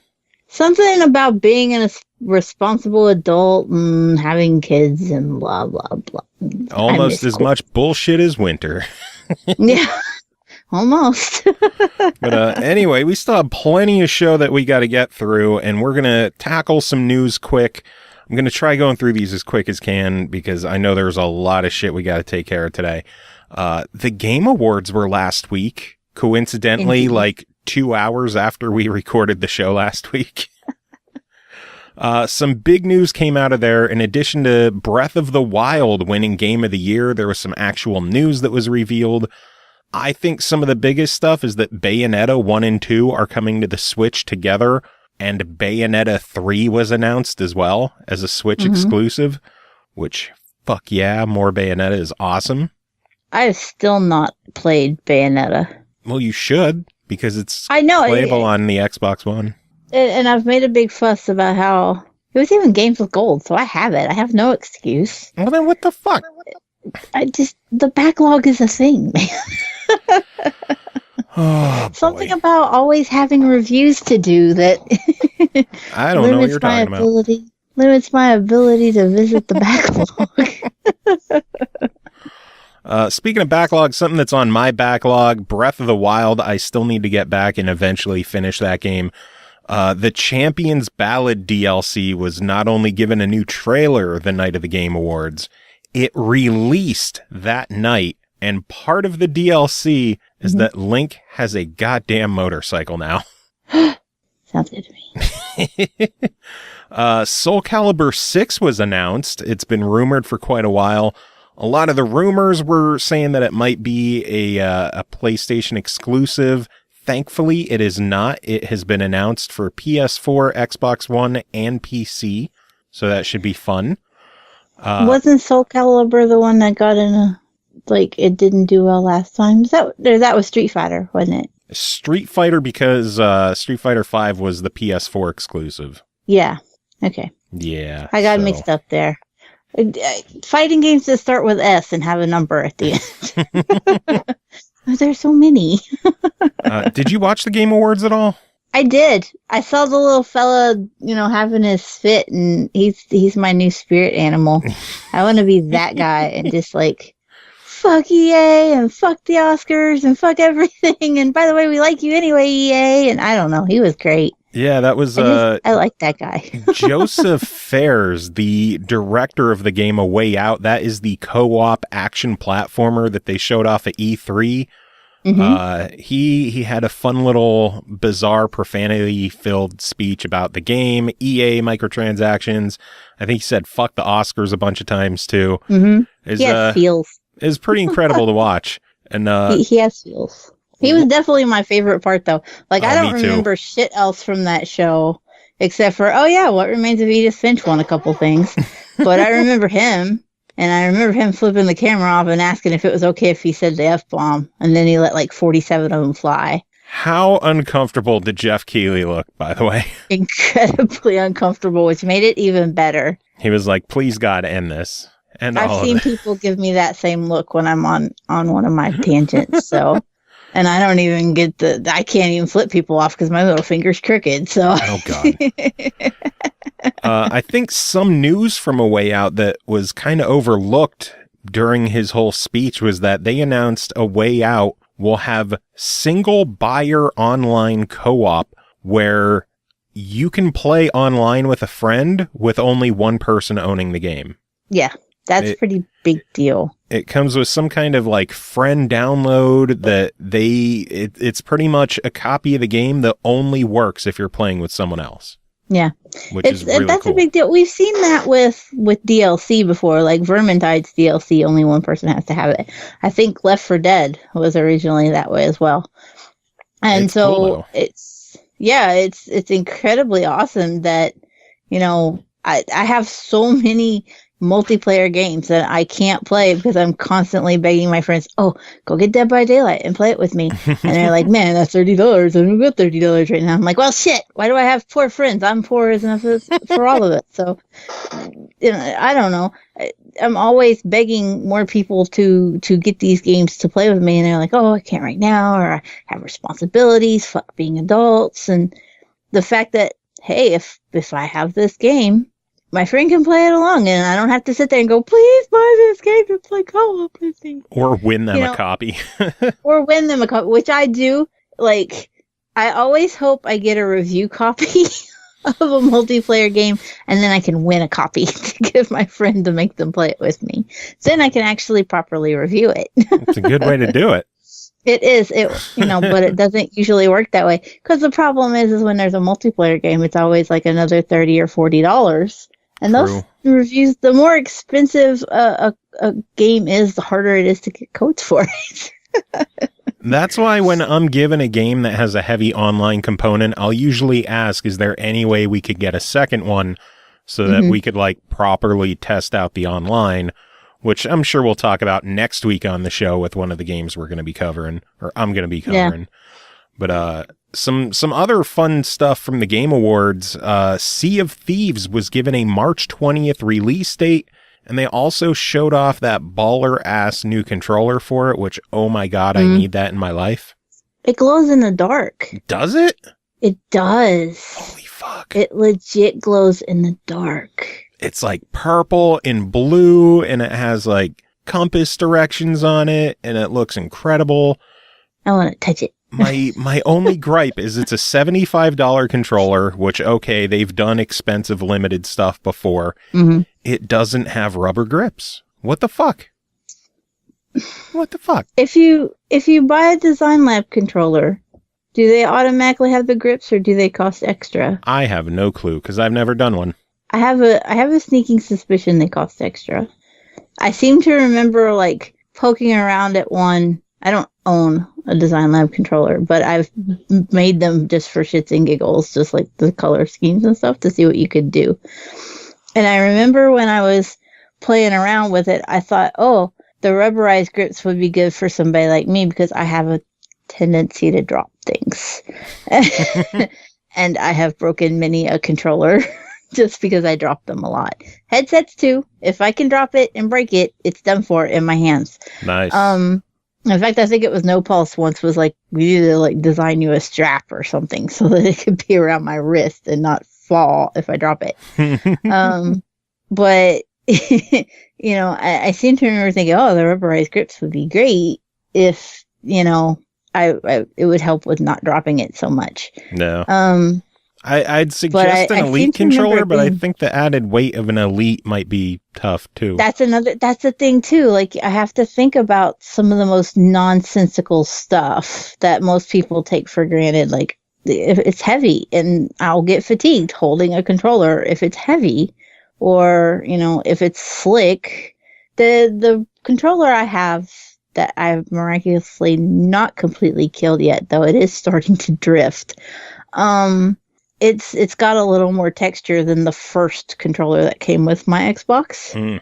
And so I drop it, but not quite. But it's not as grippy as, say, like the texture grips that you can get.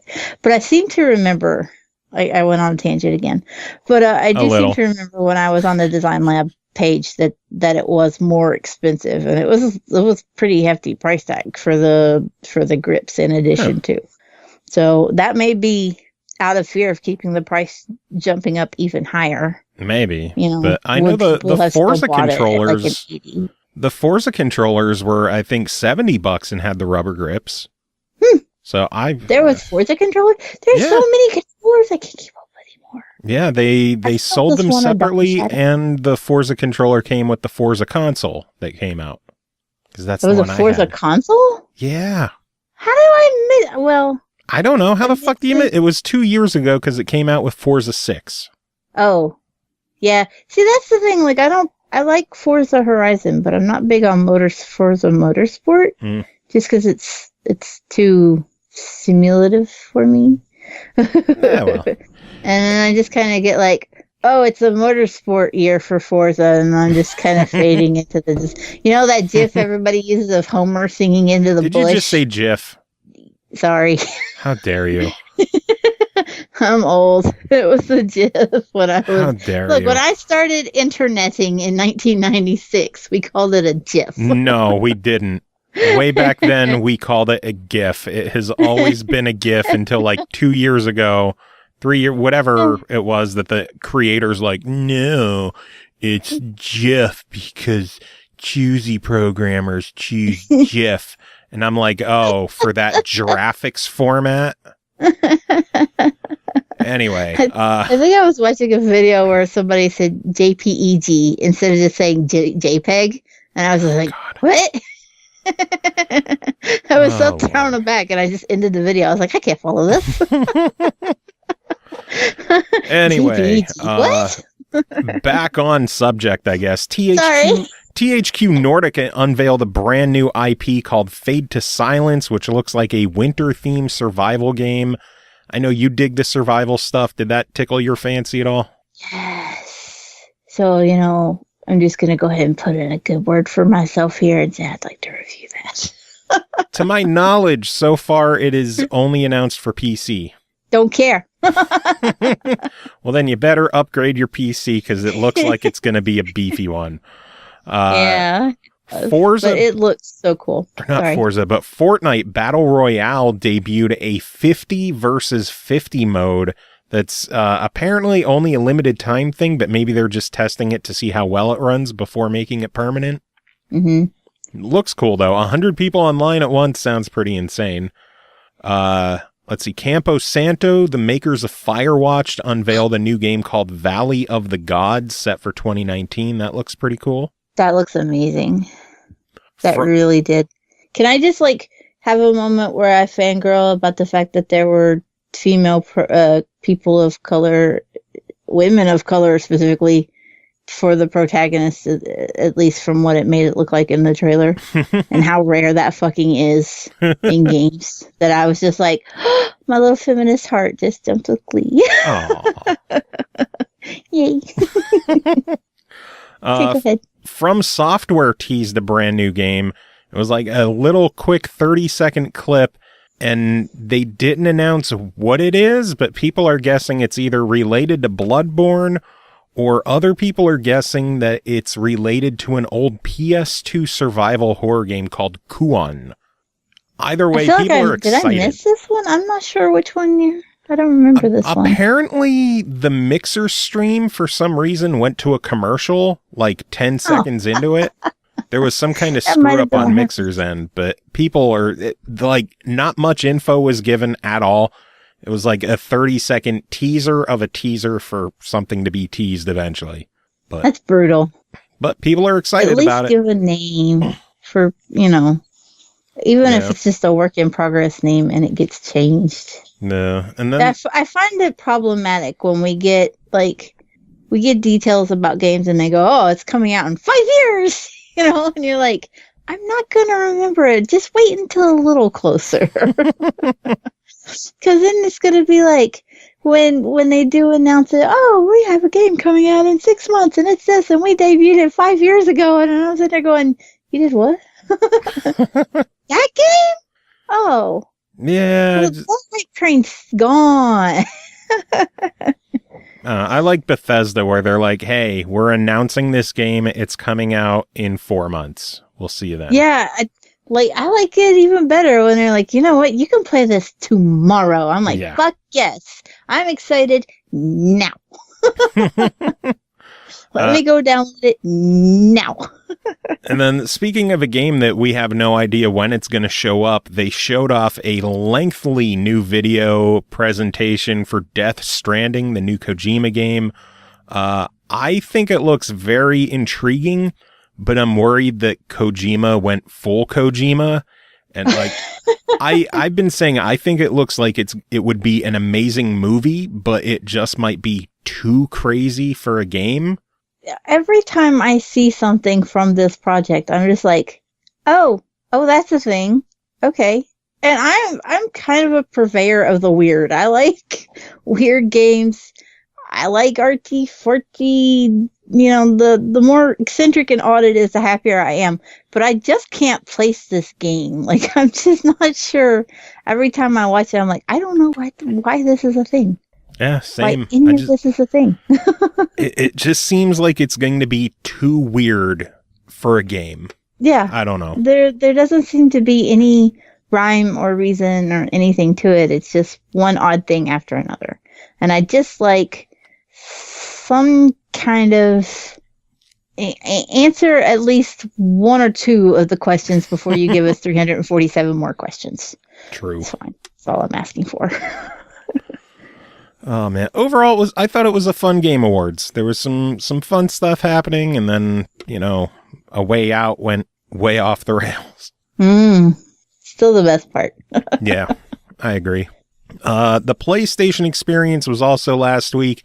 Not much happened there. It seems like they're holding off a lot of their announcements for either E3 or maybe sometime else next year. I think the only big things that were announced there was Square Enix announced a game called Left Alive, a survival action shooter.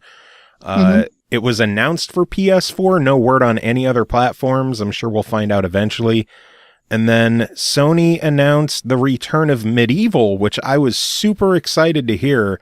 And then I heard that it is just a port of, from what I could tell, the PSP remaster of the game. Like, I want a new Medieval. I hate my PS4, and I was so excited to dust it off for a new Medieval, but it's just the same Medieval that we've played. Yeah, I'm not familiar with this game. But once you get into PlayStation territory with me, I'm just like glassy-eyed and kind of useless. But I don't know. I think between like this new Medieval game, the Parappa the Rappa game, the Loco Roco and Patapon games they're doing, the Wipeout game, it's like everything is just, they're remastering everything. They're remastering Parappa the Rappa? They already did. Really? And the problem is it was the same exact game with just a different coat of paint. Like even the calibration was shit because it was a game designed for CRT TVs. Wow. It looked great. Sad. It played horribly. That's it.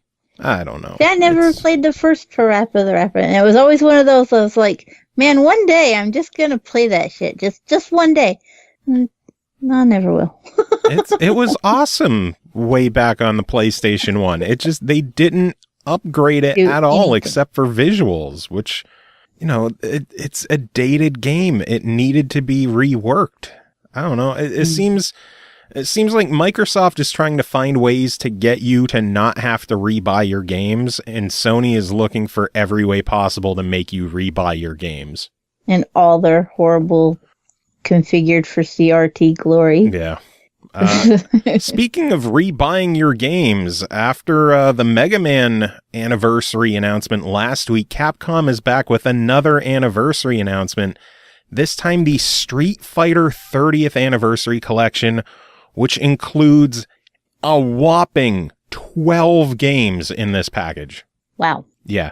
Street Fighter, Street Fighter 2, Street Fighter 2 Champion Edition, Street Fighter 2 Hyper Fighting, Super Street Fighter 2, Super Street Fighter 2 Turbo, Street Fighter Alpha, Street Fighter Alpha 2, Street Fighter Alpha 3, Street Fighter 3, Street Fighter 3 Second Impact, and Street Fighter 3 Third Strike. Can I just go on a little tangent and say that we need a better way of naming games? Hey, this was the Super Nintendo days. That shit just happened. I had a moment where I thought, is Joe stuck on repeat? Because all I hear is Street Fighter 3, Street Fighter, and I'm missing the words in between. And I'm just like, oh, wait, no. He said other shit. Yeah. There's just 97 versions of Street Fighter 3. Well, there's only 3 of 3. There were 5 for Street Fighter 2, which was fun. But on top of that, Street Fighter 2 Hyper Fighting, Super Street Fighter 2 Turbo, Street Fighter Alpha 3, and Street Fighter 3 Third Strike will all feature online play with lobbies and leaderboards. Plus, the game will have a museum to check out concept art, character bios, facts, sprite galleries, a music player, and all of that is only going to be $40 for 12 games. I was just about to say, you're going to tell me this is $129. $40 coming out on Xbox One, PS4, and the Switch. Oh. Which is pretty cool. Color me impressed. Another game that's going to be hitting all 3 platforms, and another game that we're all going to probably rebuy, Titan Quest is finally coming to consoles. I was thrilled when I saw this news. I know Kris later on is going to be talking about the Ragnarok DLC that just released for the anniversary edition on Steam. And apparently the Ragnarok DLC will be available as DLC as well when the game comes out on consoles next year. It will not be included, sadly, but I guess because of how new it is, it wouldn't make sense. The game is coming out March 20th, so it's one of those things where it's announced and it's coming out 3 months later for only $30. So I am thrilled. March 20th on Xbox One and PS4, Switch sometime in 2018. And then, of course, there's a collector edition that comes with a special box and a themed notepad, and then a 9-inch replica Greek war helmet. Fancy. Because helmets. I'm not at all familiar with this game, so this is I'm doing the glassy-eyed thing. Top-down action RPG, hack and slash.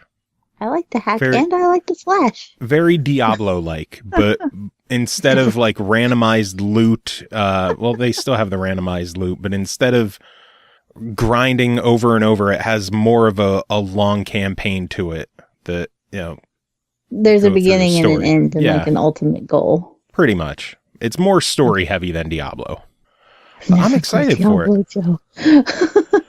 And then there's more rumors for March where apparently a Brazilian supplier has listed a remaster of Burnout Paradise for Xbox One and PS4, supposedly releasing in March, which I would lose my mind over if that's real. It seems to me, was Burnout Paradise not Games with Gold? We have it Games with Gold, right? I don't know. At some point. I feel like I have it, but I haven't played it. Oh my god, it is so good. I know. And I like racing games. So I don't have a good excuse here. I really don't. Right, but I will play that one online with you. Okay. Name a date, we'll do it. Okay. I fucking love Burnout Paradise so much. And then last bit of news I have is that it came out that in only 9 months, the Nintendo Switch has sold over 10 million systems. That's pretty insane. Yeah, not even a year and it's over 10 million. That is ridiculous. It's also impressive, but it's totes redonk. Oh Lord. No. I don't think when the Switch was announced that I expected that kind of consumer support for it, though. I thought it would be like the Wii or the Wii U, and only like a handful of people would pick it up out of like nostalgia for Nintendo. I don't think Nintendo expected it either. Yeah, it's nice to see that it is doing so well, and I mean, you got to consider there's going to be people picking it up for Christmas and stuff too. Oh yeah, and they haven't included Christmas numbers in that yet, and so that's pretty impressive. Yeah, pretty crazy. But that's all the news I have for the week. Anything you got that you saw in the past week you want to talk about? No. Cool. Do you want to just jump into the reviews then? Let's tell people our opinions on things. That's what I do well. Nice. All right, let us start off with Hello Neighbor, developed by Dynamic Pixels, published by Tiny Build. It released December 8th on Xbox One, PC, and PS4 for $29.99. Experience a stealth horror game about sneaking into your neighbor's house to figure out what horrible secrets he's hiding in the basement. You play against an advanced AI that learns from your every move. Really enjoy climbing through that backyard window? Expect a bear trap there. Sneaking through the front door? There'll be cameras there soon. Trying to escape? The neighbor will find a shortcut and catch you. Cole, what the hell's in the basement? Just more puzzles that you can't solve. This game is so difficult. Like, you expect a certain degree of difficulty, just on the premise that, it's stealth and horror inspired. It's not overwhelmingly scary or anything, although it can startle you if you're not expecting the neighbor to be behind you and catch you. But it draws on that, like the horror game mechanics where you have to like hide in closets and basically try to sneak around from the neighbor who is always lurking in his house, which seems like a decent place for a neighbor to be. Mm-hmm. But to try to discover what horrible things he was doing in his basement that you think you saw him do. it plays story-wise. It kind of plays off of that. What's the word I'm looking for? I don't know. That notion. I know. I don't either. that notion, like every kid and everybody can think back to some time when, you know, they in their hometown, there was always the creepy neighbor who was always doing weird things or was kind of reclusive, and everybody kind of had their own stories about who or what they were and what they did. Like everybody has that kind of story, and that's kind of what Hello Neighbor draws on for the premise of the game itself, and that, you know, you play as a plucky kid, you don't ever learn his name or anything, who thinks he witnesses his neighbor carrying out some kind of dastardly deeds. Things certainly look questionable from what you can see as a kid. And so it just becomes his quest to get into that house, get the key, and get to the basement and find out what his neighbor was doing. But like the description said, the AI does learn from what you do to get into the house. So if you go in the back window, you do it too much, the game's going to start changing things up. He's going to be, patrolling around that back area more often. You can't go in that way. If you're climbing up out of his reach, he'll throw tomatoes at you to blind you, and then you'll make a misstep or miss your jump and fall, and then he catches you. You can get away from him, though. I did mention that you can hide him in the cabinets or whatever in some rooms and wait for him to leave, but you can also just run back across the street. He won't chase you across the street. So once you're partway through, you just sit there and basically and he just goes back to lurking around his house. So he's lazy. So, he is a lazy neighbor. He's dedicated to keeping you out of his house, but not dedicated enough to follow you to yours. So, I mean, he gets a C for the effort there, I guess. But so how well does the AI work in the game? I know a lot of games can talk about, we have the most advanced AI in the world, and then you play it and it's just like, you know, it's a normal game. Does the AI really learn from you in this? From what I played, yes, because I did have the problems where, like, I kept trying to go through a certain window to get to an item that I needed, and rather than trying to just like find another way in, I kept going back, thinking that he didn't realize that was the window I was going in, because I was trying to be like all, rambunctious about it and go a long way and try to like throw off my tracks, because I knew the AI was supposed to learn, and I didn't break it because he totally figured out what I was doing anyway. And then I was left with nothing to do but run back across the street and go, well, shit, now I need another way in. So I do give it credit. The AI is pretty decent, but it's such a small area that you can actually interact in, that there's kind of not a lot of room for error for the AI anyway. Yeah. You're either going to be trying to go in this door or that window, or, up these stairs or whatever, that eventually, just from it stalking around, it's probably going to catch you anyhow. There's not a lot of warning that the AI is coming for you, and you can often find yourself in a room or whatever, and it will just sneak up right behind you, which can startle you. It's not going to make you fear pee, though. You will survive as far as that goes. The most frustrating thing about the game is not even though that the AI can just suddenly stroll up on you and then fuck over your whole your vibe of whatever you're trying to accomplish. It's just that the puzzles are insanely odd. When I talk about puzzle games, I tend to think of them being intuitive. And I feel like when you go into a puzzle situation, there should be some logic behind what you're trying to do. You don't need to be trying to fit a square peg in a round hole. But that is all you do with Hello Neighbor. Like, there's an instance where you have to get a globe from one part of the house and put it in the freezer in another part of the house, and then put the frozen globe on a pedestal to freeze a pool. It's just not at all logical. It's like, open this and put a carton of milk in there to open something, 3 rooms away. And there's just no rhyme or reason to what you're doing. And it makes a campaign that would otherwise be, an hour and a half, 2 hours, stretched to 15 hours just because you have no fucking clue what you're doing. Yeah, I was actually watching someone play the game, and they were stuck on Act 1 for the entire time I was watching them, which had to be close to like 3 or 4 hours because they just couldn't figure out what they had to do.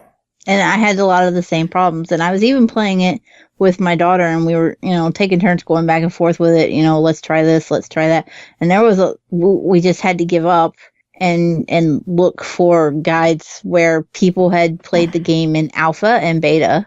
There were guides for how they had beat it during those phases. Wow. And we were like trying to gather what we could from alpha and beta guides to work our way through, what we had. And it was just all just so scattered. And like I said before, I'm a fan of the weird, and I like anything that's a little eccentric and odd, but the puzzles were so far out there that they weren't, intuitive or easy to deduce on your own.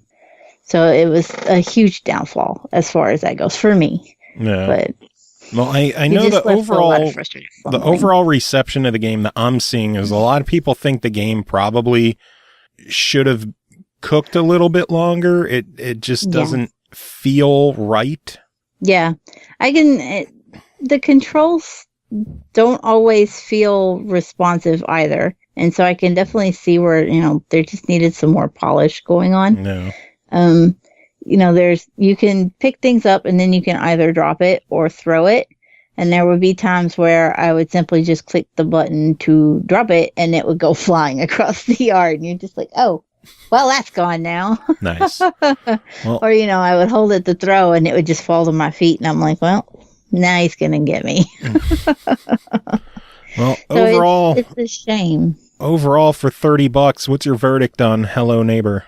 I don't want to flat out say skip it, but at its price point and given how it plays, I would at least say maybe wait for a sale or something. Like, I can't even just straight up say try it. I'm stuck in some kind of try it and just wait limbo. Yeah. Do we have an answer for that one? Do we have a short little 2-word phrase for, just wait until it's maybe been patched a little and. I guess wait and try it.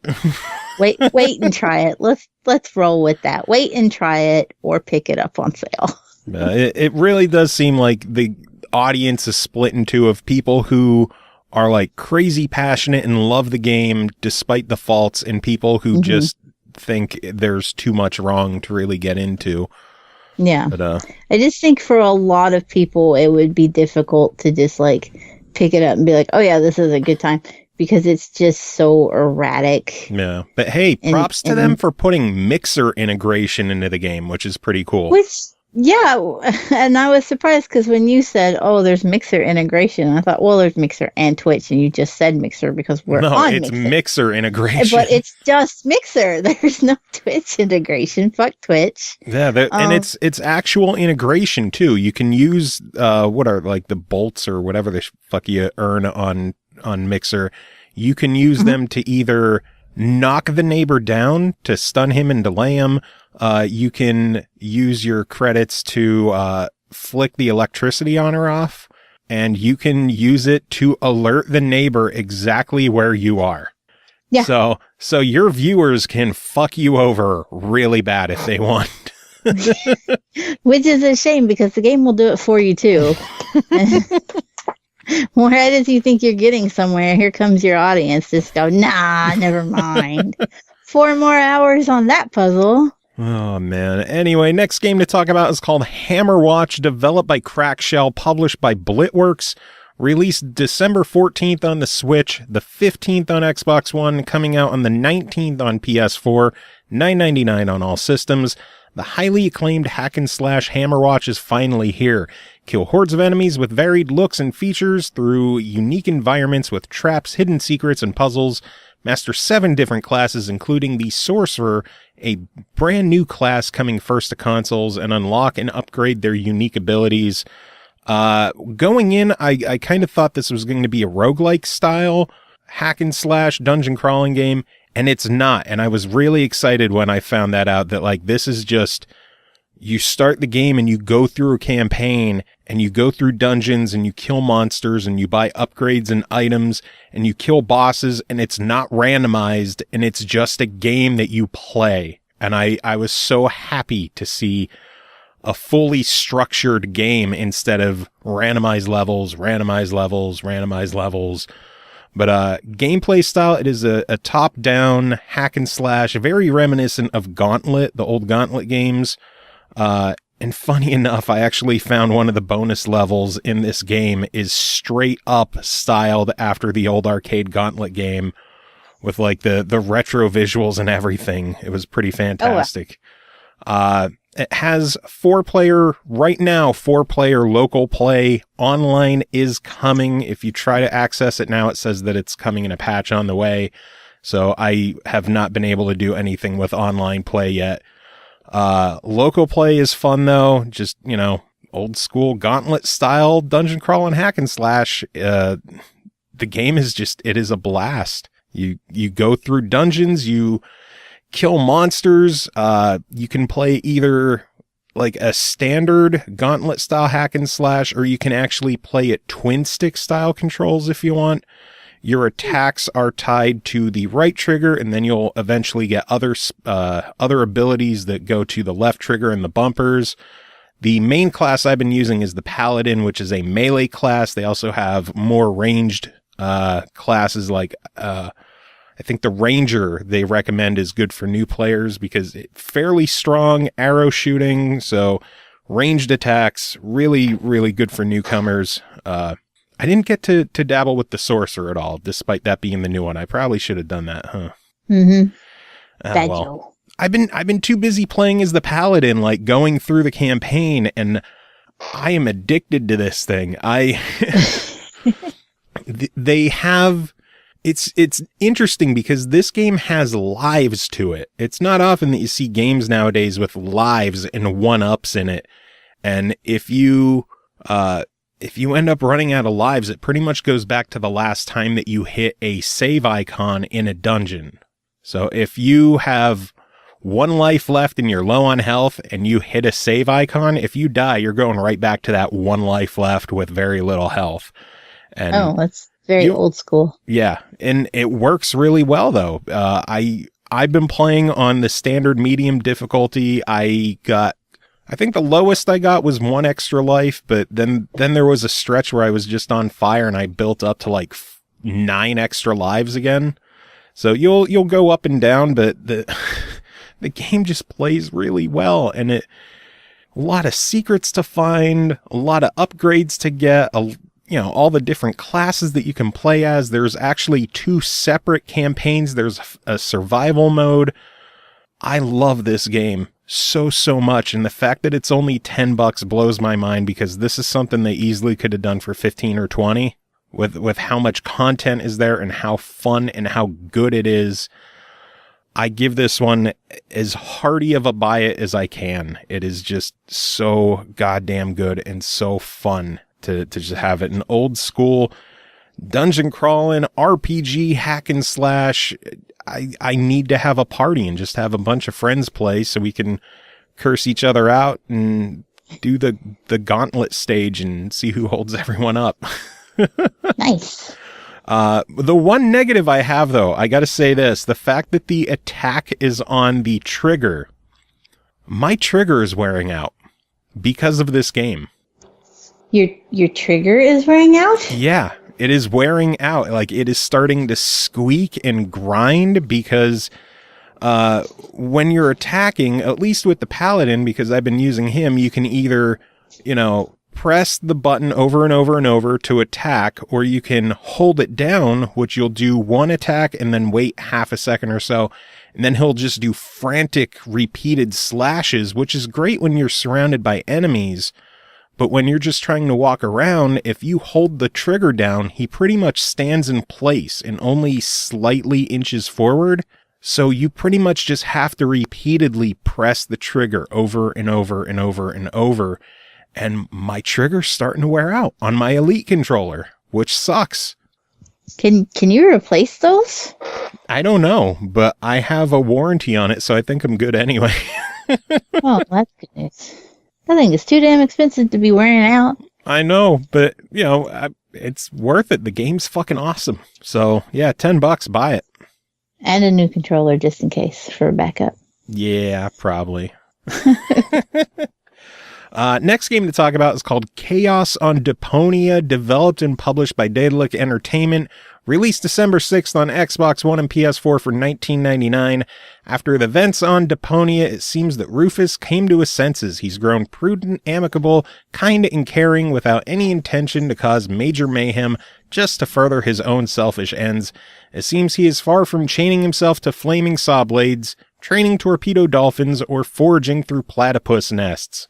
Or is he? What the hell does any of that mean? That means he does all those things it just says he didn't do. There's a really difficult aspect to Chaos on Deponia, and that is that it is the second of a trilogy. And neither the first nor the third are on Xbox. Well, the third might come, but the first isn't. I have no idea who any of these characters are or why they're doing what they do. There's not a lot of sense. Even the tutorial mocks you for playing the tutorial because you should know how to play the game because you played the first one. Like, I legitimately sat there like, I don't know. It's a point and click, and so thank goodness at least most point and click rules apply. You can hold down the right stick, and anything in the scene you can interact with glows. That helps. And, otherwise it's basically just approach items and then, interact with them with the face buttons. Which I had to figure out on my own because the tutorial was making fun of me for wanting to know this. And I missed an achievement because of it. So that's nice. But basically everything in the description about Rufus, who is the main character, that's pretty much exactly him to a T. He's your classic anti-hero. He's clumsy and about as bright as a bag of burnt out light bulbs. And he's certainly special. And you start off with the opening scene with him and an elderly couple, and he's asking them for a hammer. And they're talking about, oh, surely he won't, burn the place down around us, just trying to borrow the hammer. And that's exactly what you're in the background doing. Oh, God. You are literally burning down Grandma Utz's apartment and killing her bird. Nice. And this game. So I'm guessing it plays like a traditional old school adventure game. It is. It's very, classic point and click adventure, solve puzzles along the way. The story hinges, it picks up almost exactly where the first one left off, and I only know that because I had to go look that up because I was trying to figure out what was going on. But it's just very much your old school poke around, put things together, solve puzzles, and maybe save the world or burn it down around you in the process. Which I'm sure is answered in the third game. Probably. I wouldn't know. I don't even know what this guy's motivations are. I just know that there is a female robot character named Goal, and she is Rufus's goal.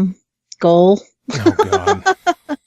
And so I kind of had some problems with the story in this because Rufus, being the idiot that he is, actually causes her memory to become fragmented into 3 separate personalities.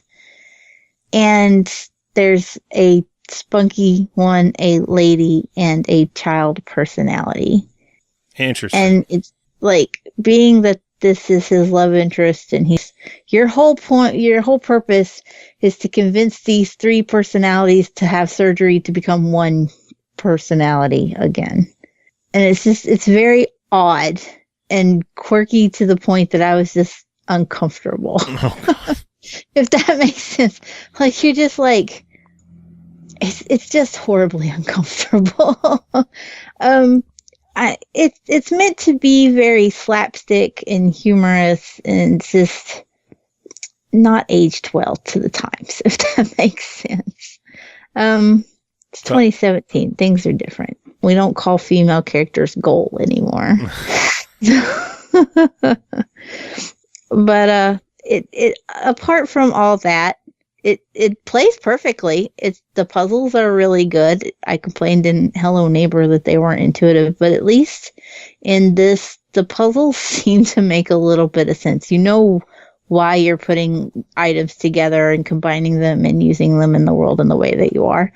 They do get to be a little convoluted. The first scene is actually pretty mundane in that everything is self-contained to that scene, and it's kind of like, just a refresher course on how to use items in the world.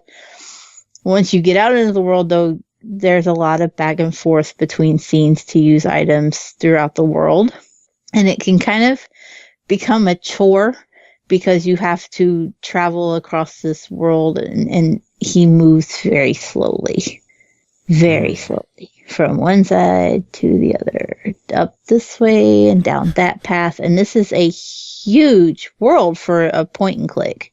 Yeah. And so you can find it, and if you go the wrong way, have mercy on your soul, because you're going to have to wait for him to walk back the other way.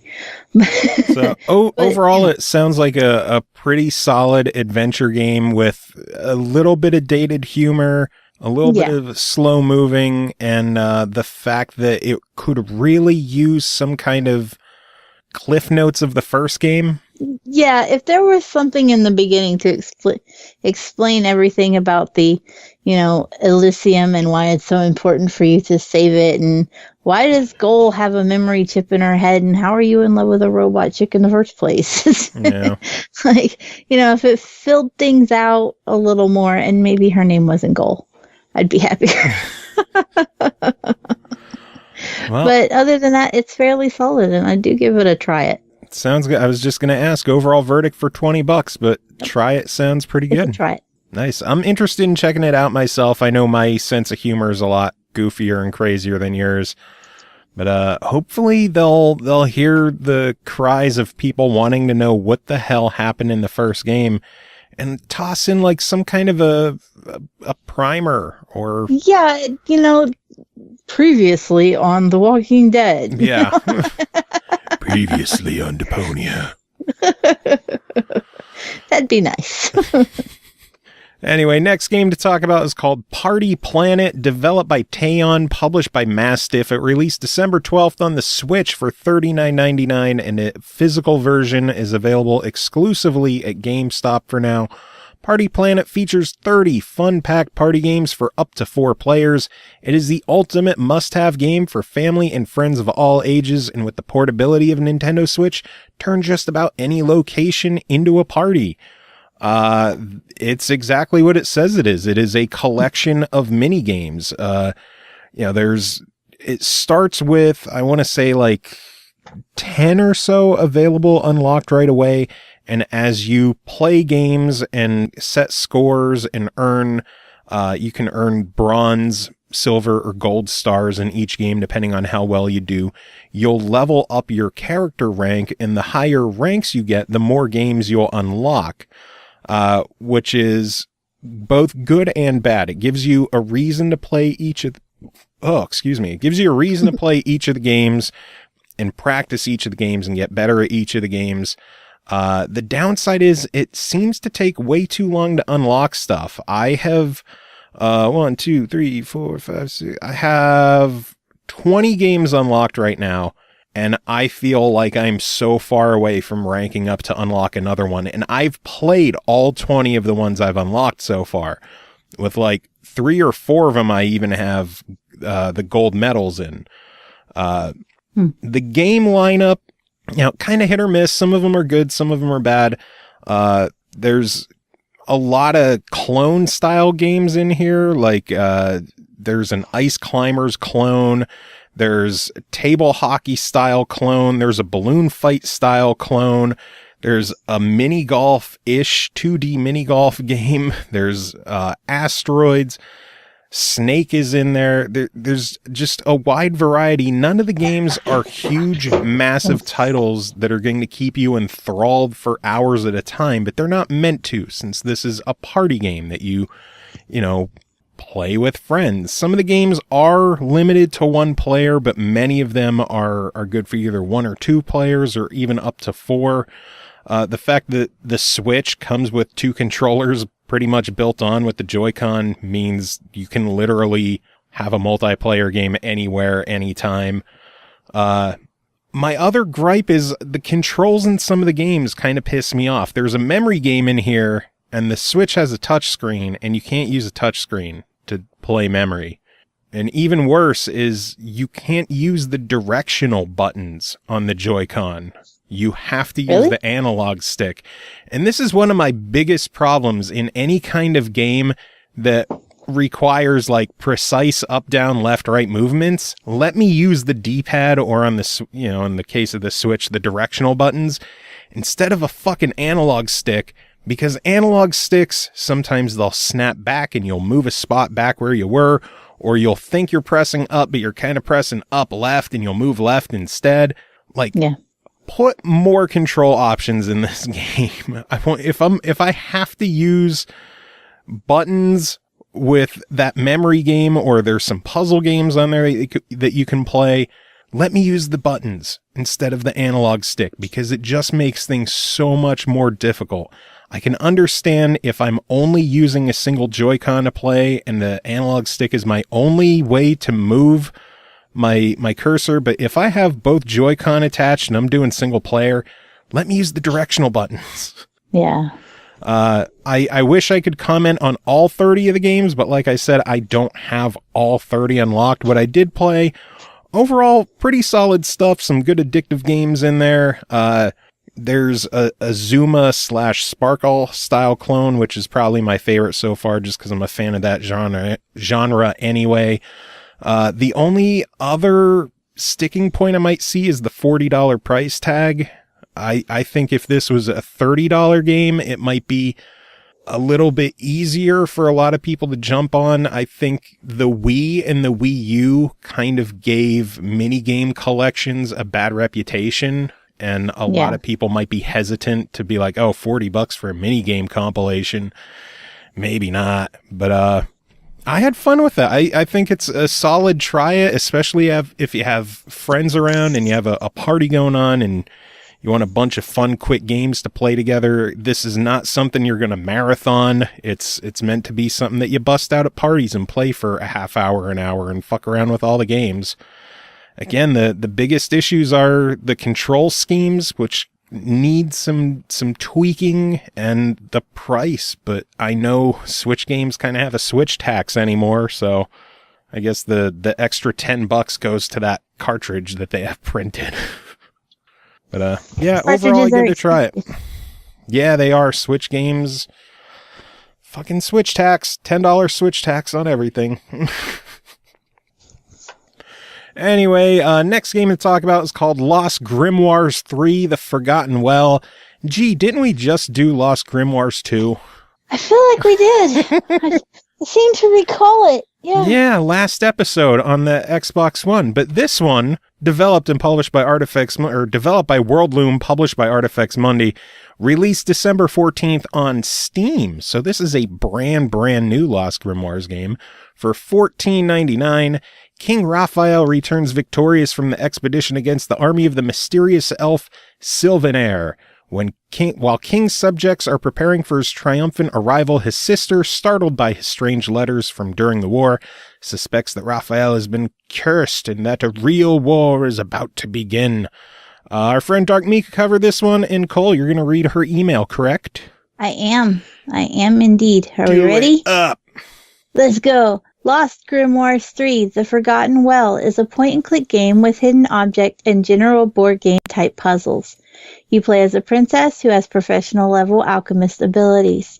She's trying to save her people and her brother from tree monsters they call the Tangled. It's a tale about friendship, betrayal, lies, and love. It's not about loving on tree monsters, you hippies. Get that out of your mind right this instant. The game gives you hints that charge up over time. You can use them in various areas in the normal hub world where you're walking around finding puzzles and objects to use for puzzles. It'll tell you where to go or what to click on. Inside hidden object puzzles themselves, it highlights one of the objects for you at random to help you find it. During the other puzzles, it allows you to straight up skip the puzzle. This isn't super needed. I outright refuse to use this feature, and I only had issues with one single item in a hidden object puzzle. I won't even say the puzzle itself is hard. Since I'm blind, it was likely just a me thing. Everything else is fairly easy. There's multiple difficulties, none of which really serve a purpose, as there's no game over scenarios. The harder difficulties just make hints take longer to charge and to temporarily block you from being able to click in puzzles if you click too many wrong spots. The music is great, the voice acting is mostly good. The main guard and princess both have variable audio quality, sometimes good, sometimes bad, but mostly good. Everyone else was great though. The acting itself was pretty good. Visually, it's a beautiful thing, which is something I've come to expect from Artifex Mundi games. Even when it's dark and dead, it's still really pretty. The faces are sometimes weird to look at because the color sometimes isn't right in the face. It doesn't look like it belongs there. Most notable when characters talk, but that's a small thing. The game is pretty fast. You can beat it in a few hours, and that's with getting every achievement. Unlike some of the Artifex games, this one only requires one playthrough. Yeah, like the other Lost Grimoire games. Yep. I'm presuming this is $10, as that's the standard price of every last one of their games to date that I know of. Nope. It's 100% worth it. No? I love their games, I love puzzles, and the artwork and music are both beautiful. Even if you don't typically like puzzles or hidden puzzles, give it a try. I think you'll like it. Yeah, this one, Lost Grimoires 3, and then Endless Fables 2, Frozen Path, the two most recent games they've released on Steam, are the first two that they've done for $14.99. I wonder if that's going to be their standard price going forward. I don't know. I wonder if it affects the price on mobile as well, because those are typically only $2.99. I'm not sure. On mobile. So I don't wonder if they're higher or if that affects them being... Fun fact, but you can find a lot of the Artifex Mundi games on Amazon's Underground for free. Oh, nice. Yeah, they're absolutely free on Amazon Underground. Yeah, but you can't get achievements there. You can't, but I'm not a big mobile gamer, but I do have some of the Artifex Mundi games on my phone because I play them when I'm at the doctor's office waiting to get taken back in. Nice. Or when I'm waiting for the doctor to come in. I'll just be sitting there hidden objecting my way through the wait. One of the few times I will actually play on my phone. Nice. Well, if the $15 price tag turns some people off, you have until the 21st. You can grab it on sale for $11.99. So it makes the price increase a little bit easier to deal with. Even still, I know the Artifex games have always been worth the asking price the way it is. I don't think an extra $5 is really going to change things too much. I'll say where Mika says that sometimes the facial animations seem a little weird. These are recorded. I think it's Polish that they're animated in initially, and then they're just dubbed over. Yeah. So that's why the facial animations are a little odd. I want to say Polish or German. I can't remember. Probably Poland. Yeah, I don't know. I'll look it up. I don't want to say anything for certain. But they are not, developed in English initially, hence the odd animations. Well, since Dark Mika did one, let's take care of another one from her. The next game to talk about is called Fearful Symmetry and the Cursed Prince, developed by Gamera Interactive, published by Sedesco. This one released December 12th on Xbox One and Steam for $9.99. Fearful Symmetry is a fun puzzle game with a unique brain-teasing twist. Control two characters at the same time, both in different dimensions. It's up to you to move the characters simultaneously in opposite directions to guide them through treacherous puzzles filled with traps. Let's see what she has to say on this one. Fearful Symmetry and the Cursed Prince is a symmetry-based puzzle game where you control two characters who move the exact opposite of each other to get both around obstacles and to the end of their pathway. There's a fragmented story that's told at the start and end of each character's campaign, but not between any of the 20 main levels. After you beat it once, you unlock the Cursed Prince to play through all 20 main levels again, but the levels have changed a bit. You've also gained the ability to teleport and bypass a space in front of you as this character. You have to get to a secret place to unlock the last character and play through the 20 main path levels again, and she has the power to burn plants and bypass ground traps other than spikes. When you've gone through all 20 main levels with each character, you unlock 5 extra secondary levels. These levels are shared between the 3 main characters, so if you beat a level with one character, it's beaten for all of them. Upon beating all the main and secondary levels with each character and collecting collectibles, you unlock another 10 bonus levels, which are significantly harder, but the character you use on any individual level is already pre-selected for you in why? I don't know. So only one playthrough of each level is required. Jesus, I can't read. This equates to 75 total levels, 60 total main missions, 5 secondary levels, and 10 bonus levels. That's a lot of fucking puzzle for you. I will throw a quick correction that the bonus levels actually unlock as you accomplish different things in the main game, whether it's beating X number of levels, beating specific levels with specific characters or having specific characters, obtaining X number of collectibles. So if you check that bonus level section as you play through, you'll see levels unlocking here and there.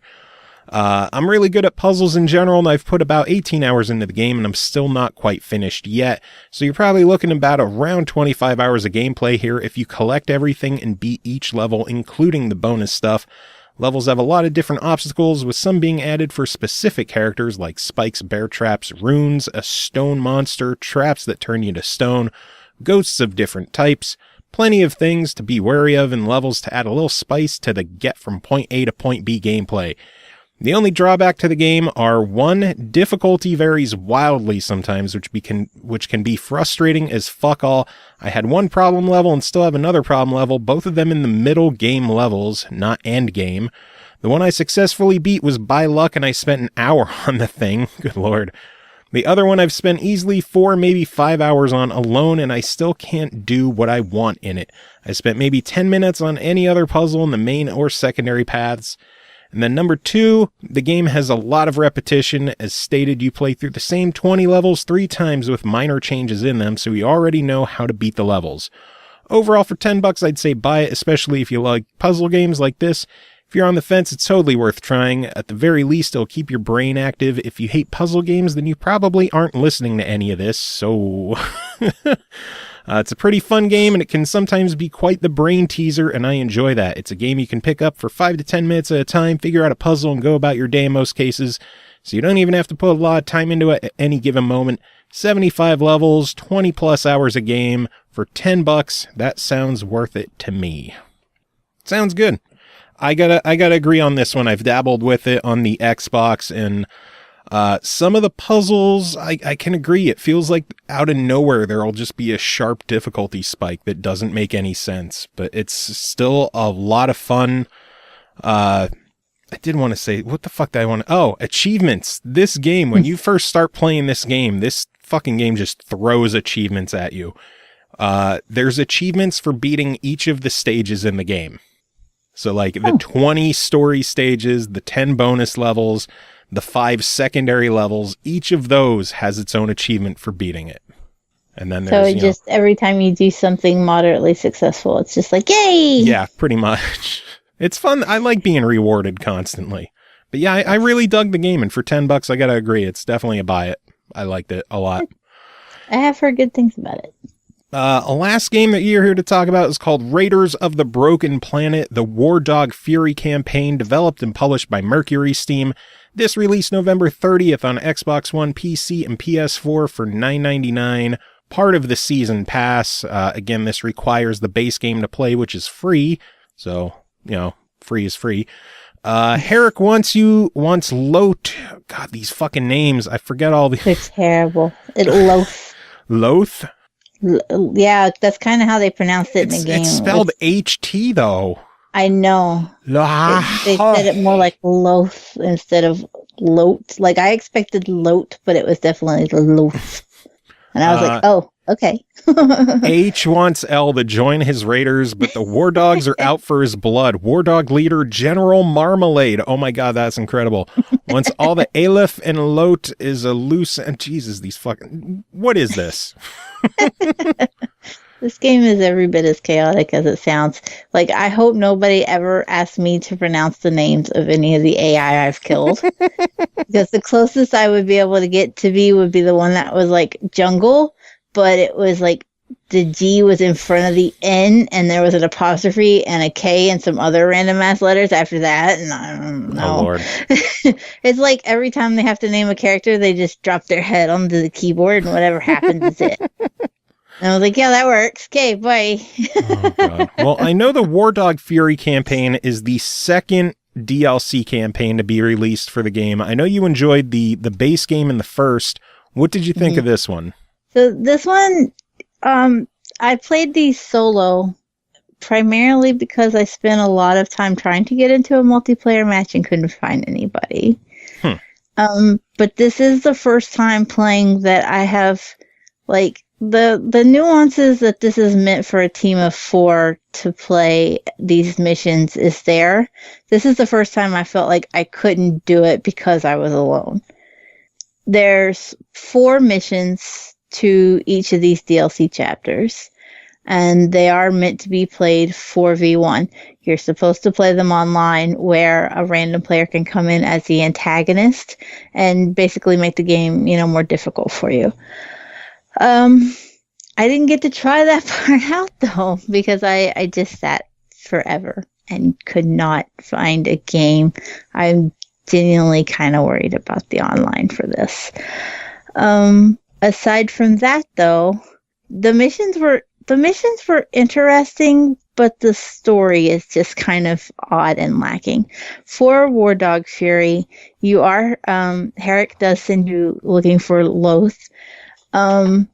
Based on intel that comes from another character in the Raiders called Ailsean. And Ailsean was part of the same fighting group as Loth initially. They were taken by General Marmalade, and that sounds so funny to say.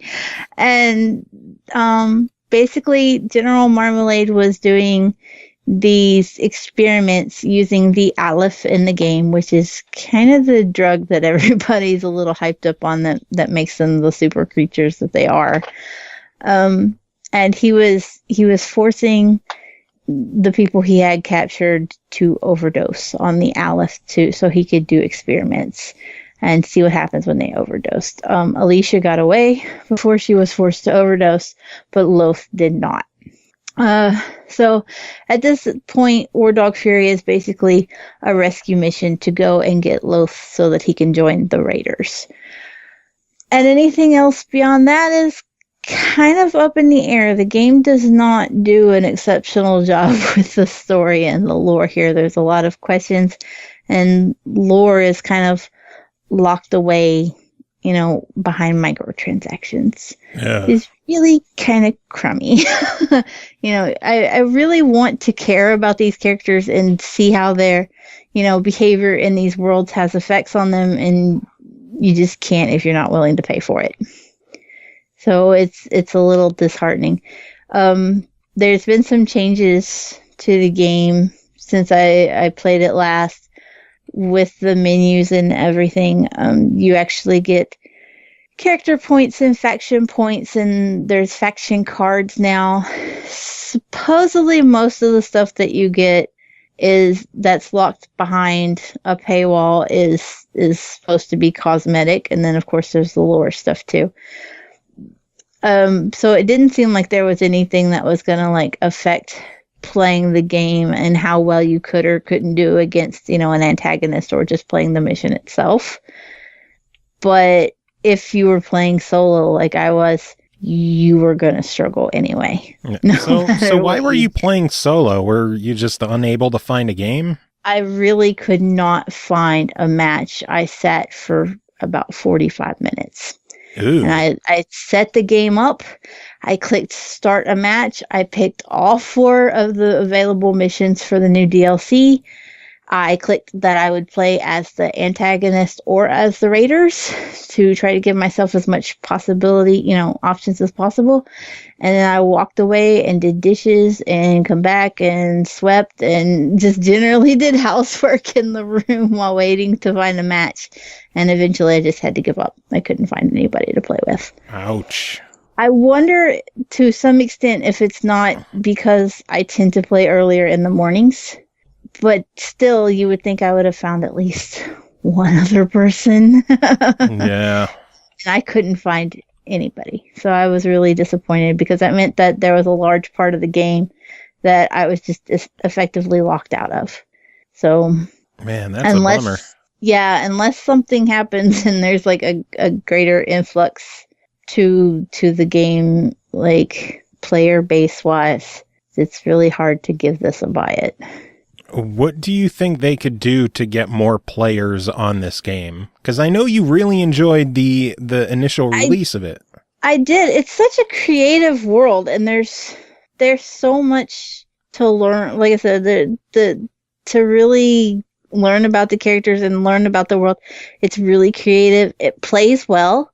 There's a lot of variety as far as like how you can play, although loadouts are locked behind microtransactions. You have to pay to have extra loadouts. And I wonder if maybe people aren't. You can download the game and play the first prologue and first mission for free. And I wonder if maybe people don't just get into it and see how much stuff is locked away behind microtransactions that they just kind of give up. Maybe. And don't want to be bothered with, the grind to play after that. So I honestly don't know, besides, maybe fuck microtransactions. Yeah. Because in reality, even the developers themselves say this isn't a free-to-play game. You can play the trial, like the first mission and the prologue, yes, but after that, you're paying for these DLC missions. And so to have extra shit locked behind a paywall in addition to already having to have paid for the extra missions it's not good. It's not a good look. Yeah. And I do think that may be affecting, the player base and how willing they are to stick with the game. Yeah. Well, I know there's still going to be, I think, 2 more campaign DLCs coming out. So hopefully those will, hopefully they'll figure something out and get things back on track with this game. I hope. I'd like to see it do well because it's creative. It's really an interesting story that they're trying to tell. It's just you have to pay a lot to get to hear any of it, and that's a shame. So that's the thing. Oh well, that's everything with you though. So it is. You're done with me. I'm gonna get thrown out like last week's trash. Yeah, pretty much. Until next week when I'm useful again. Hey, you missed the beginning. You might as well miss the end, right? That's life. Sometimes you just got to be the cream filling. See, you could have saved that for when I asked if you had any final thoughts, but you already wasted it. No, I don't, and that's my final thought. Bye. All right, next game to talk about is called Titan Quest Ragnarok, developed by Pieces Interactive, published by THQ Nordic, released November 17th on Steam for $19.99. At long last, Titan Quest continues its epic journey through the world of antiquity. A mysterious threat calls the heroes of Hades to the uncharted lands of Northern Europe, where new enemies await and new powers and treasures are waiting to be found. Rejoining after the earlier clusterfuck, Kris Huber. Welcome back. How are you doing? I'm still packing. Still. It has been 7 hours. Possibly multiple days. I should have been way further along. Well. So Titan Quest Ragnarok, a kind of an expansion out of nowhere after what, 10 and a half years? Yeah, out of nowhere. You could say that. I had no clue. Like, there was no lead up to this whatsoever. Like, it was just, hey, it's here. Yeah, and it was like, oh, by the way, here's a new expansion for Titan Quest. So on top of me doing the move and everything, obviously I really don't have a shit ton of time, but then as soon as I found out that this was available and Joe asked me about it, I was like, well, fuck yeah. Because Titan Quest, if you're not already familiar, it's an action RPG. It's very similar to stuff like Diablo, obviously it's right in my wheelhouse. I believe I actually did I cover the anniversary edition? We did it together, I think. Okay. So the anniversary edition was basically just kind of like, I don't want to say a modernization of it, but basically like they reworked it so that it was capable of running on a lot of more modern machines because obviously, or this originally came out 2005, 2006, somewhere around there. Long ass time ago. Yeah. So, I mean, Diablo 2, for reference's sake, this came out like a couple of years after Diablo 2. Diablo 2 was obviously, a highly successful game, so actually action RPGs were starting to become a little bit of a trend. The thing that always set Titan Quest apart from action RPGs like Diablo, in my opinion, was just the way that you develop your character. If you're not already familiar, you basically make your own guy from the ground up. Like, you don't have to necessarily like start as a sorceress or barbarian, or you're not stuck into a class. There's a expansive tree system that you could just kind of like you can pick two main like skill trees that you can kind of make a hybrid out of, or you could just master one completely. It always felt like each character had a very unique style to it. Replayability was one thing that kind of drew some people away from Titan Quest, just because with Diablo, it's all procedurally generated. Titan Quest is a little bit more scripted. When you're going through areas, like you're gonna generally see the same enemies in the same areas, and that can get a little repetitive for certain people. However, there's a lot of content in this game. Like, there's a lot of different areas, so it's very like it's gonna take a while before you get to the point where you might have that little bit of burnout on some of the content.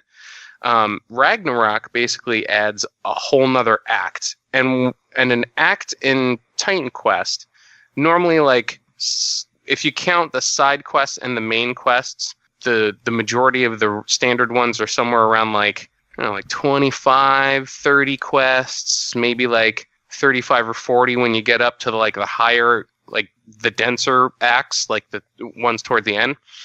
Even though this is just one act, they added in like 70 was it, or 60? Yeah, 60 quests. Wow. With this expansion. So it's bigger than almost all of the previous areas of the game almost combined. Like, it's just like it's a lot. Like, it's a lot of stuff. They upped the level cap, which alters the way that you can level up your characters. There was one thing that they added in with the expansion, where if you're familiar with the original game and it's been a while since you hopped into Titan Quest and maybe you don't have your old character together anymore, or if you're just trying to make alternate accounts, you can make a accomplished hero. There's a checkbox for it, and your player will start at level 40 with 2.5 million gold, so you could just kind of like buy your basic gear, and then like a pool of attribute points and the points that you spend to get your skills and stuff. So you can kind of like start at the expansion and see what's new. They obviously did a lot of quality of life changes too compared to the anniversary edition. Basically, got to kind of think of it as how a lot of the newer games will do, like games as a service. Like, they'll do major content patches that essentially rework some of the core mechanics of the game. They did that a little bit with this, in the way that there are little charms that normally you would have to collect and then manually, like, once you gather a certain amount of pieces, you can make a full version of it. You used to have to do that manually. Now you can do it where it'll automatically arrange them and stack them for you. There's an auto loot button, which I wish like Diablo would actually implement, where it's a keybind. You have to actually press the button to do it, but your character will pick up any gold, potions, gems, like those types of items that you would normally like want to quote unquote auto pick up. You can bind to this key and it'll just grab like within a close proximity. I think that's sweet, because then at least it still feels worth it to loot the stuff in general. It doesn't just become like something that you ignore. Yeah. So I think that's a good like middle ground for it. What were some of the other things? Obviously, the new expansion ended up adding another mastery, another tree that you can go into, a ton of new gear, some cosmetic stuff. Like it's just there is a lot of extra stuff that's in this expansion. There was one other big quality of life change that they made that I thought is the perfect way for, like, if you know somebody that currently likes Diablo 3, like in its current state, just the speed of it and the animations and stuff. They actually added an adjustment to the game speed that you can adjust in the menu. So there's a normal speed, a fast, and faster. And when you play on faster speed, it almost feels like you're playing it at the speed of like current Diablo, which is a very fast action RPG. So it doesn't, you get through the content in this like just a quicker amount of time, but obviously you just have to go through like you're playing the same amount of content. It's just going by a little bit quicker, so it doesn't feel like as much of a grind, and the items that you find are a little bit more useful more often, quicker. So it gives you that little bit of like, you know, that's one of the things that kind of like gets people away from action RPGs most of the time, because they don't enjoy the grind. Yeah. It takes a little bit too long. And I think that was a really smart way, again, of going about taking a game without changing the mechanics and changing how the game itself, like, all of the attributes are calculated in and everything, but still give it a much more modern and fresh take on it, without fundamentally changing the game. It was a really smart way of doing it. Also, what's really great about this game too, because it's been a while, it came out a long time ago. You can normally get this game stupid cheap, like really stupid cheap. And obviously with this expansion too, like I think they do a bundle with both, right? I don't think they have a bundle with the two, at least the Ailsean on Steam. Normal price for Titan Quest Anniversary is $20. The expansion's $20. So first off, how does the expansion stand for current Titan Quest Anniversary Edition owners? Is it worth the $20? If you're not currently if you still have to go through the core of the game, I would wait off. I would hold off until you're at least starting the end game content, because obviously this is another act that tacks on to the end of the content that's in the Anniversary Edition. So unless you specifically want to try out that new skill tree, you could probably wait and hold off. However, once you already get to that point in Titan Quest, because like I said, there's a little bit of a lack of regrindable content with it without it feeling stale. You might hit that point, and this is a exceptional add-on to a game that, to be frank, I would have never expected anything more of. Like, the next thing that if somebody said that there was going to be more Titan Quest coming out, I would have expected a Titan Quest 2, not like a Titan Quest expansion. Yeah. And to be fair, I feel like for the people that are already really into Titan Quest, this could be comparable to the success, or at least the feel of the success, as how important Lords of Destruction was for Diablo 2. I think it's got a very, very similar amount of impact as far as what it changes in the game and how it makes the game that much more enjoyable for the long term. But if you're just getting your feet wet with how Titan Quest just is in general, you could probably get the core game first and then look into getting the expansion down the road once you've already got your feet wet a little bit. Gotcha. So this is definitely something for already established Titan Quest players. This isn't for newbies to just come in and start here. Well, I mean, it all depends, because if you're a seasoned action RPG player, you'll probably tear through the core content of Titan Quest pretty quickly. So Ragnarok is like I said, since there's 60 quests, it's a sizable amount of content. So I think the price point might deter certain people when they look at it initially, but for how much is put into there, I think it's justifiable. And again, most of this stuff you could wait until it goes on sale again. Most of the time, winter sale is probably coming up again soon. They just had the fall sale. As far as Steam is concerned, I don't know what other platforms it was getting released on, but yeah, I mean, if you could pick this up for a handful of bucks, even if you are paying full price, it's if you're a lover of action RPGs, it's solid content. Awesome. And with the lack of modern action RPGs on the market right now, I think it's nice to have a little bit of a change of pace in going back to a game that was established like Titan Quest, and still be able to have that new feeling of knowing that you're playing content that you haven't already hit before. Nice. Sounds good. Well, Kris, always good having you on Chatting Games and chatting with Lonely Rolling Stars for way too long. Any final thoughts to sum it all up? Fuck loot boxes.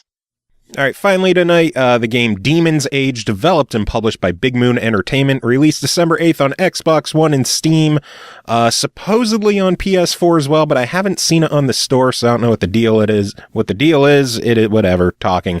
The game is $29.99 on Steam, $39.99 on console. Players will dive into the world of Morgan, which is being overrun by demons after a period of relative quiet.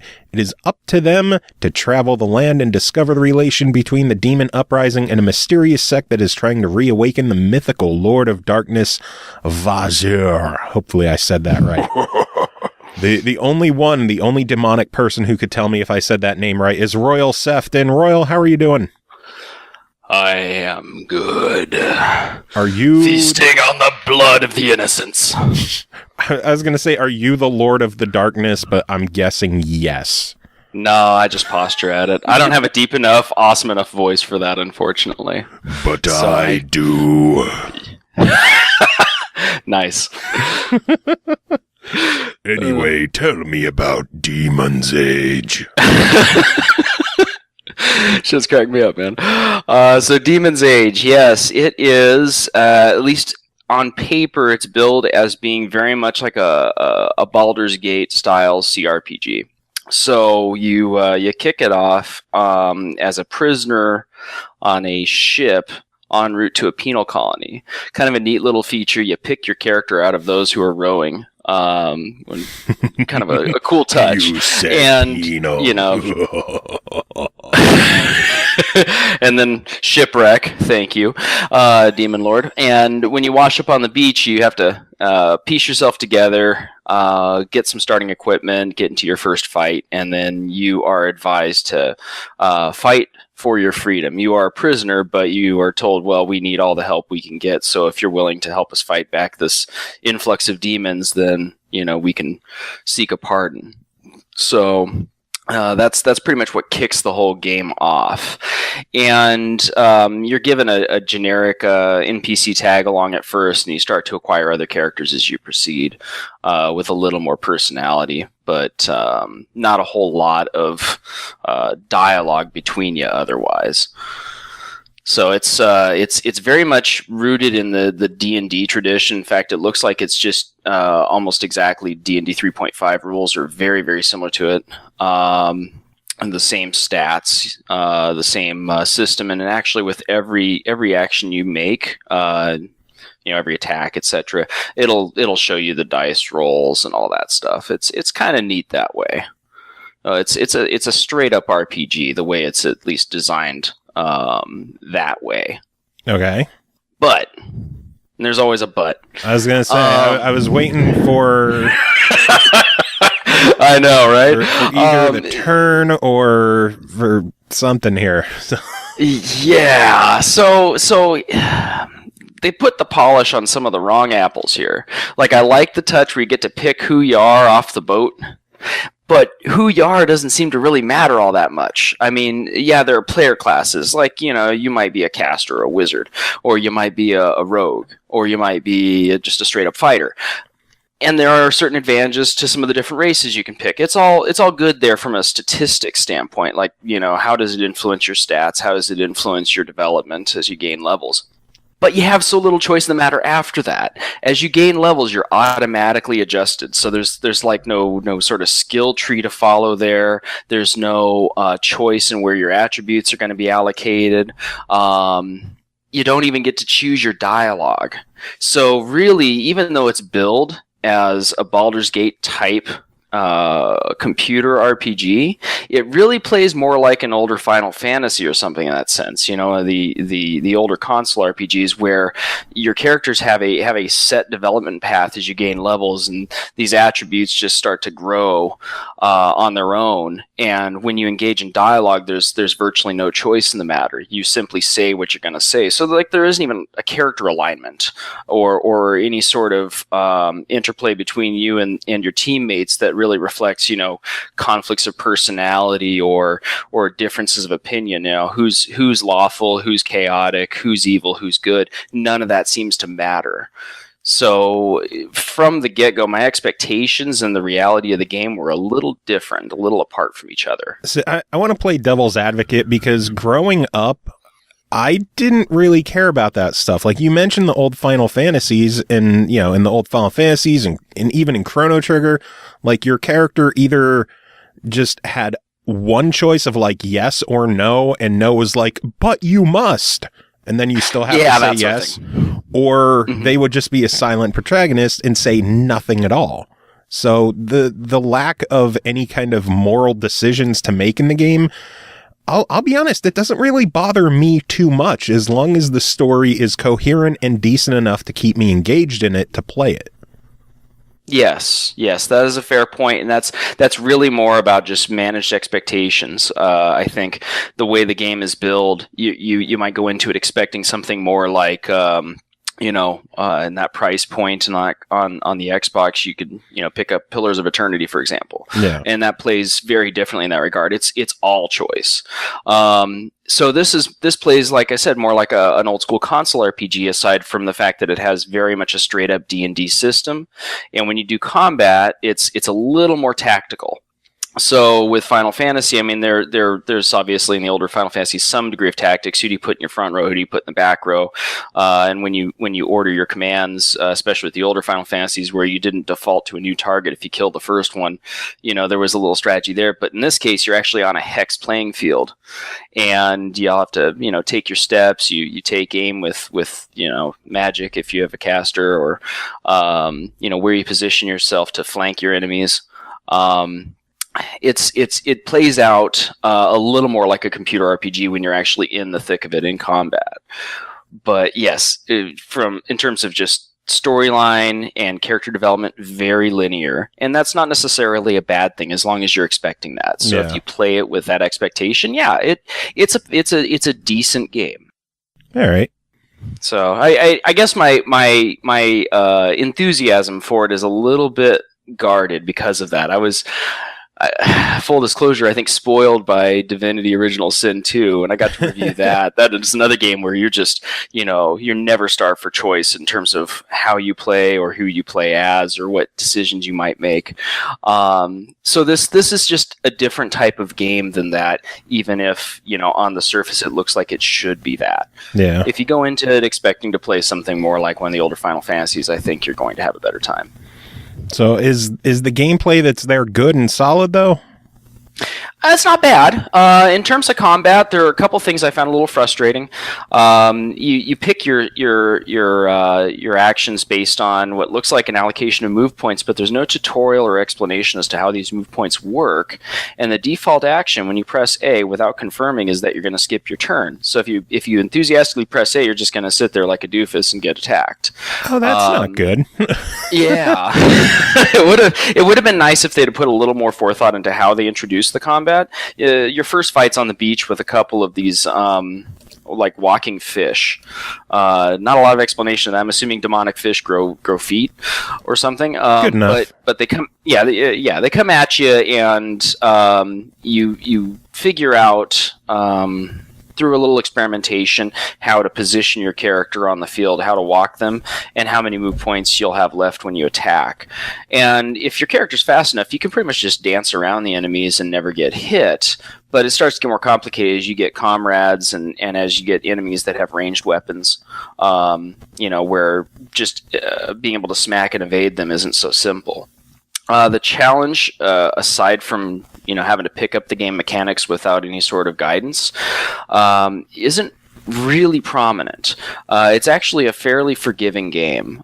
Seems like the enemies missed quite often, and I didn't really have a high armor class. I was just grabbing whatever like clothing armor I could pick up at the time. So to their credit, there are 3 different challenge settings. I just picked the middle. It's possible that if you crank it up, you find that it's just too easy for you. You can step it up to the most difficult setting and probably find the combat to be a little bit more challenging. Makes sense. Mm-hmm. So overall, it seems like this is something that it doesn't really know what it wants to be in the long run. Yeah, I kind of got that impression. I feel like there was an attempt to really, take inspiration from some of the heavies in the CRPG genre. To look at like Baldur's Gate, Pillars of Eternity, and the Divinity series, and sort of capture that style. The turn-based combat, and being able to pick from a series of different characters that eventually ends up on washed up on the shore. A lot of the same tropes, but the gameplay doesn't really reflect that, and I don't know what the inspiration may have been in that regard. But the game kind of feels like it's a mishmash of a couple different things, and that I think is probably where it's not getting a lot of my enthusiastic endorsement. It's not that the game's bad. It's just a question of whether it's good enough. And whether it knows what it wants to be. Yeah, that it's really focused on being really good at something. So it's one of those games where I feel like it could work for you. It could, but again, since it's kind of a combination of a few different elements, none of them being really salient, really strong. It kind of left me feeling like, well, yeah, it's okay. Is it one of those jack of all trades, master of none kind of deals? Yeah. I mean, it's not really particularly great at any one thing, unfortunately. I got to give them credit for some aspects of the game's presentation. I mean, like, the art style isn't that awesome, but when you're walking around the environments, they're rendered on the fly, and they kind of have this sort of camera focus effect on it. It looks pretty cool.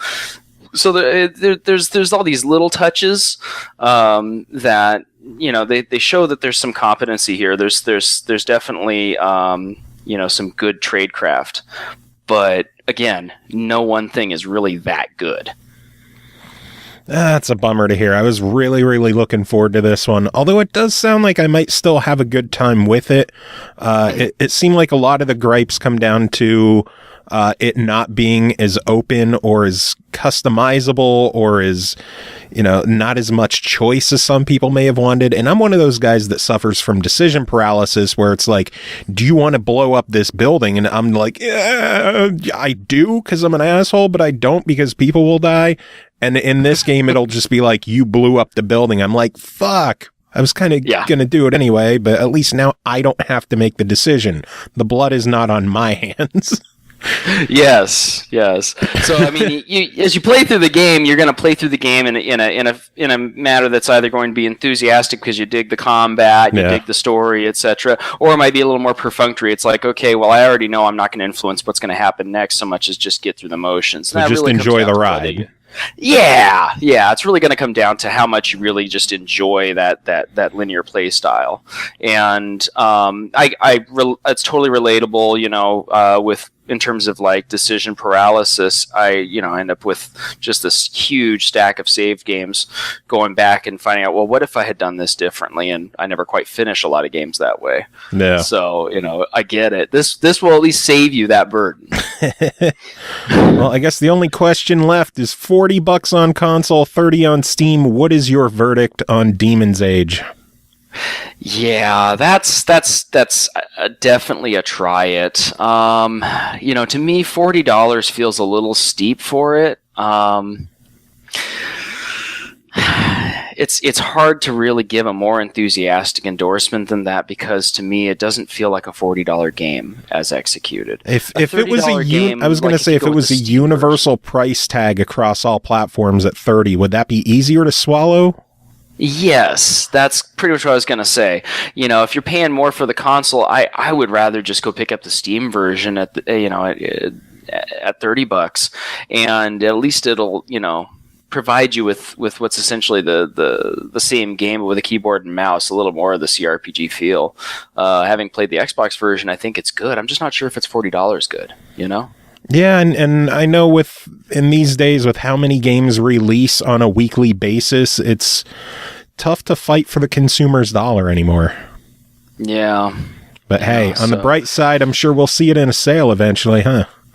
Yeah, and if it's like a $20 or $30 title at when you catch it on sale, like it deals with gold or something, I could see that. It would be easier to vouch for it then. So again, not a bad game. Just there's so much potential for it to be better. Gotcha. And I really hope that it turns out better if they plan on making any sort of updates or changes later. Now, do you think they could refine this into something awesome in a sequel? Yeah, I mean, they could probably use this as a good starting point, because they've invested a good amount of time into the game's lore. I felt like it was not quite as deep as again some of the other heavies in the CRPG genre, but that doesn't necessarily mean it's going to be bad. Like with Dungeons 3, you have an excellent game there, but the first Dungeons is all but forgotten. A lot of people didn't care for it. It was a pretty mediocre game, but they persisted and came up with a good sequel and then a great sequel. So I could certainly see something like that happening with Demon's Age. This could be the foundation of like an incredible Demon's Age 4. Sure, there you go. Demon's Age 4. I'm looking forward to it. Look at the very first Final Fantasy. The first Final Fantasy isn't anything to write home about. Oh yeah, I mean it's massive and very difficult and slow to play through. Yeah. My memories of it seem to belie the reality if I try to go back and play it now. Yeah, like I played that on the NES Classic when I got one of those, and it was just like, why the fuck was I looking forward to this game? Yeah, I already have a job, man. See, and I'm looking forward to Demon's Age, so maybe when I fire it up, I'll have a better opinion than I did the original Final Fantasy, and I think that's a good endorsement. Sure, absolutely. More excited than Final Fantasy. Put it on the box. There you go. Oh, man, Royal, always good having you on chatting about this. Everybody else, thanks for hanging around and listening to the entire show. I know it's been a marathon. Music, you heard one Lonely Rolling Star song earlier in the show. We're going to play a couple more for you to wind things up. Royal, any final words to end the show?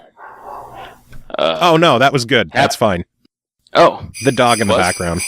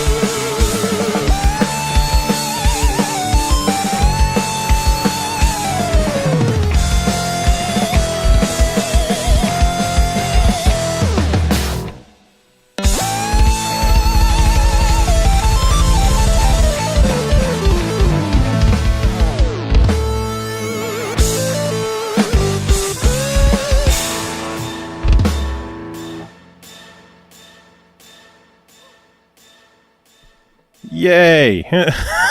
Ding!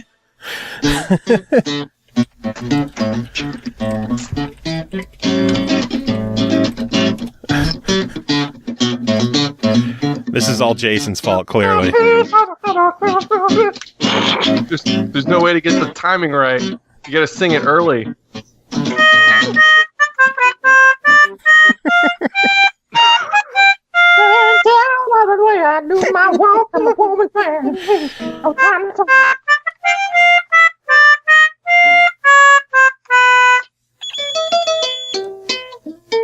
There's so many instruments. Okay, now, everyone just needs to perform together on 1, 2, 3.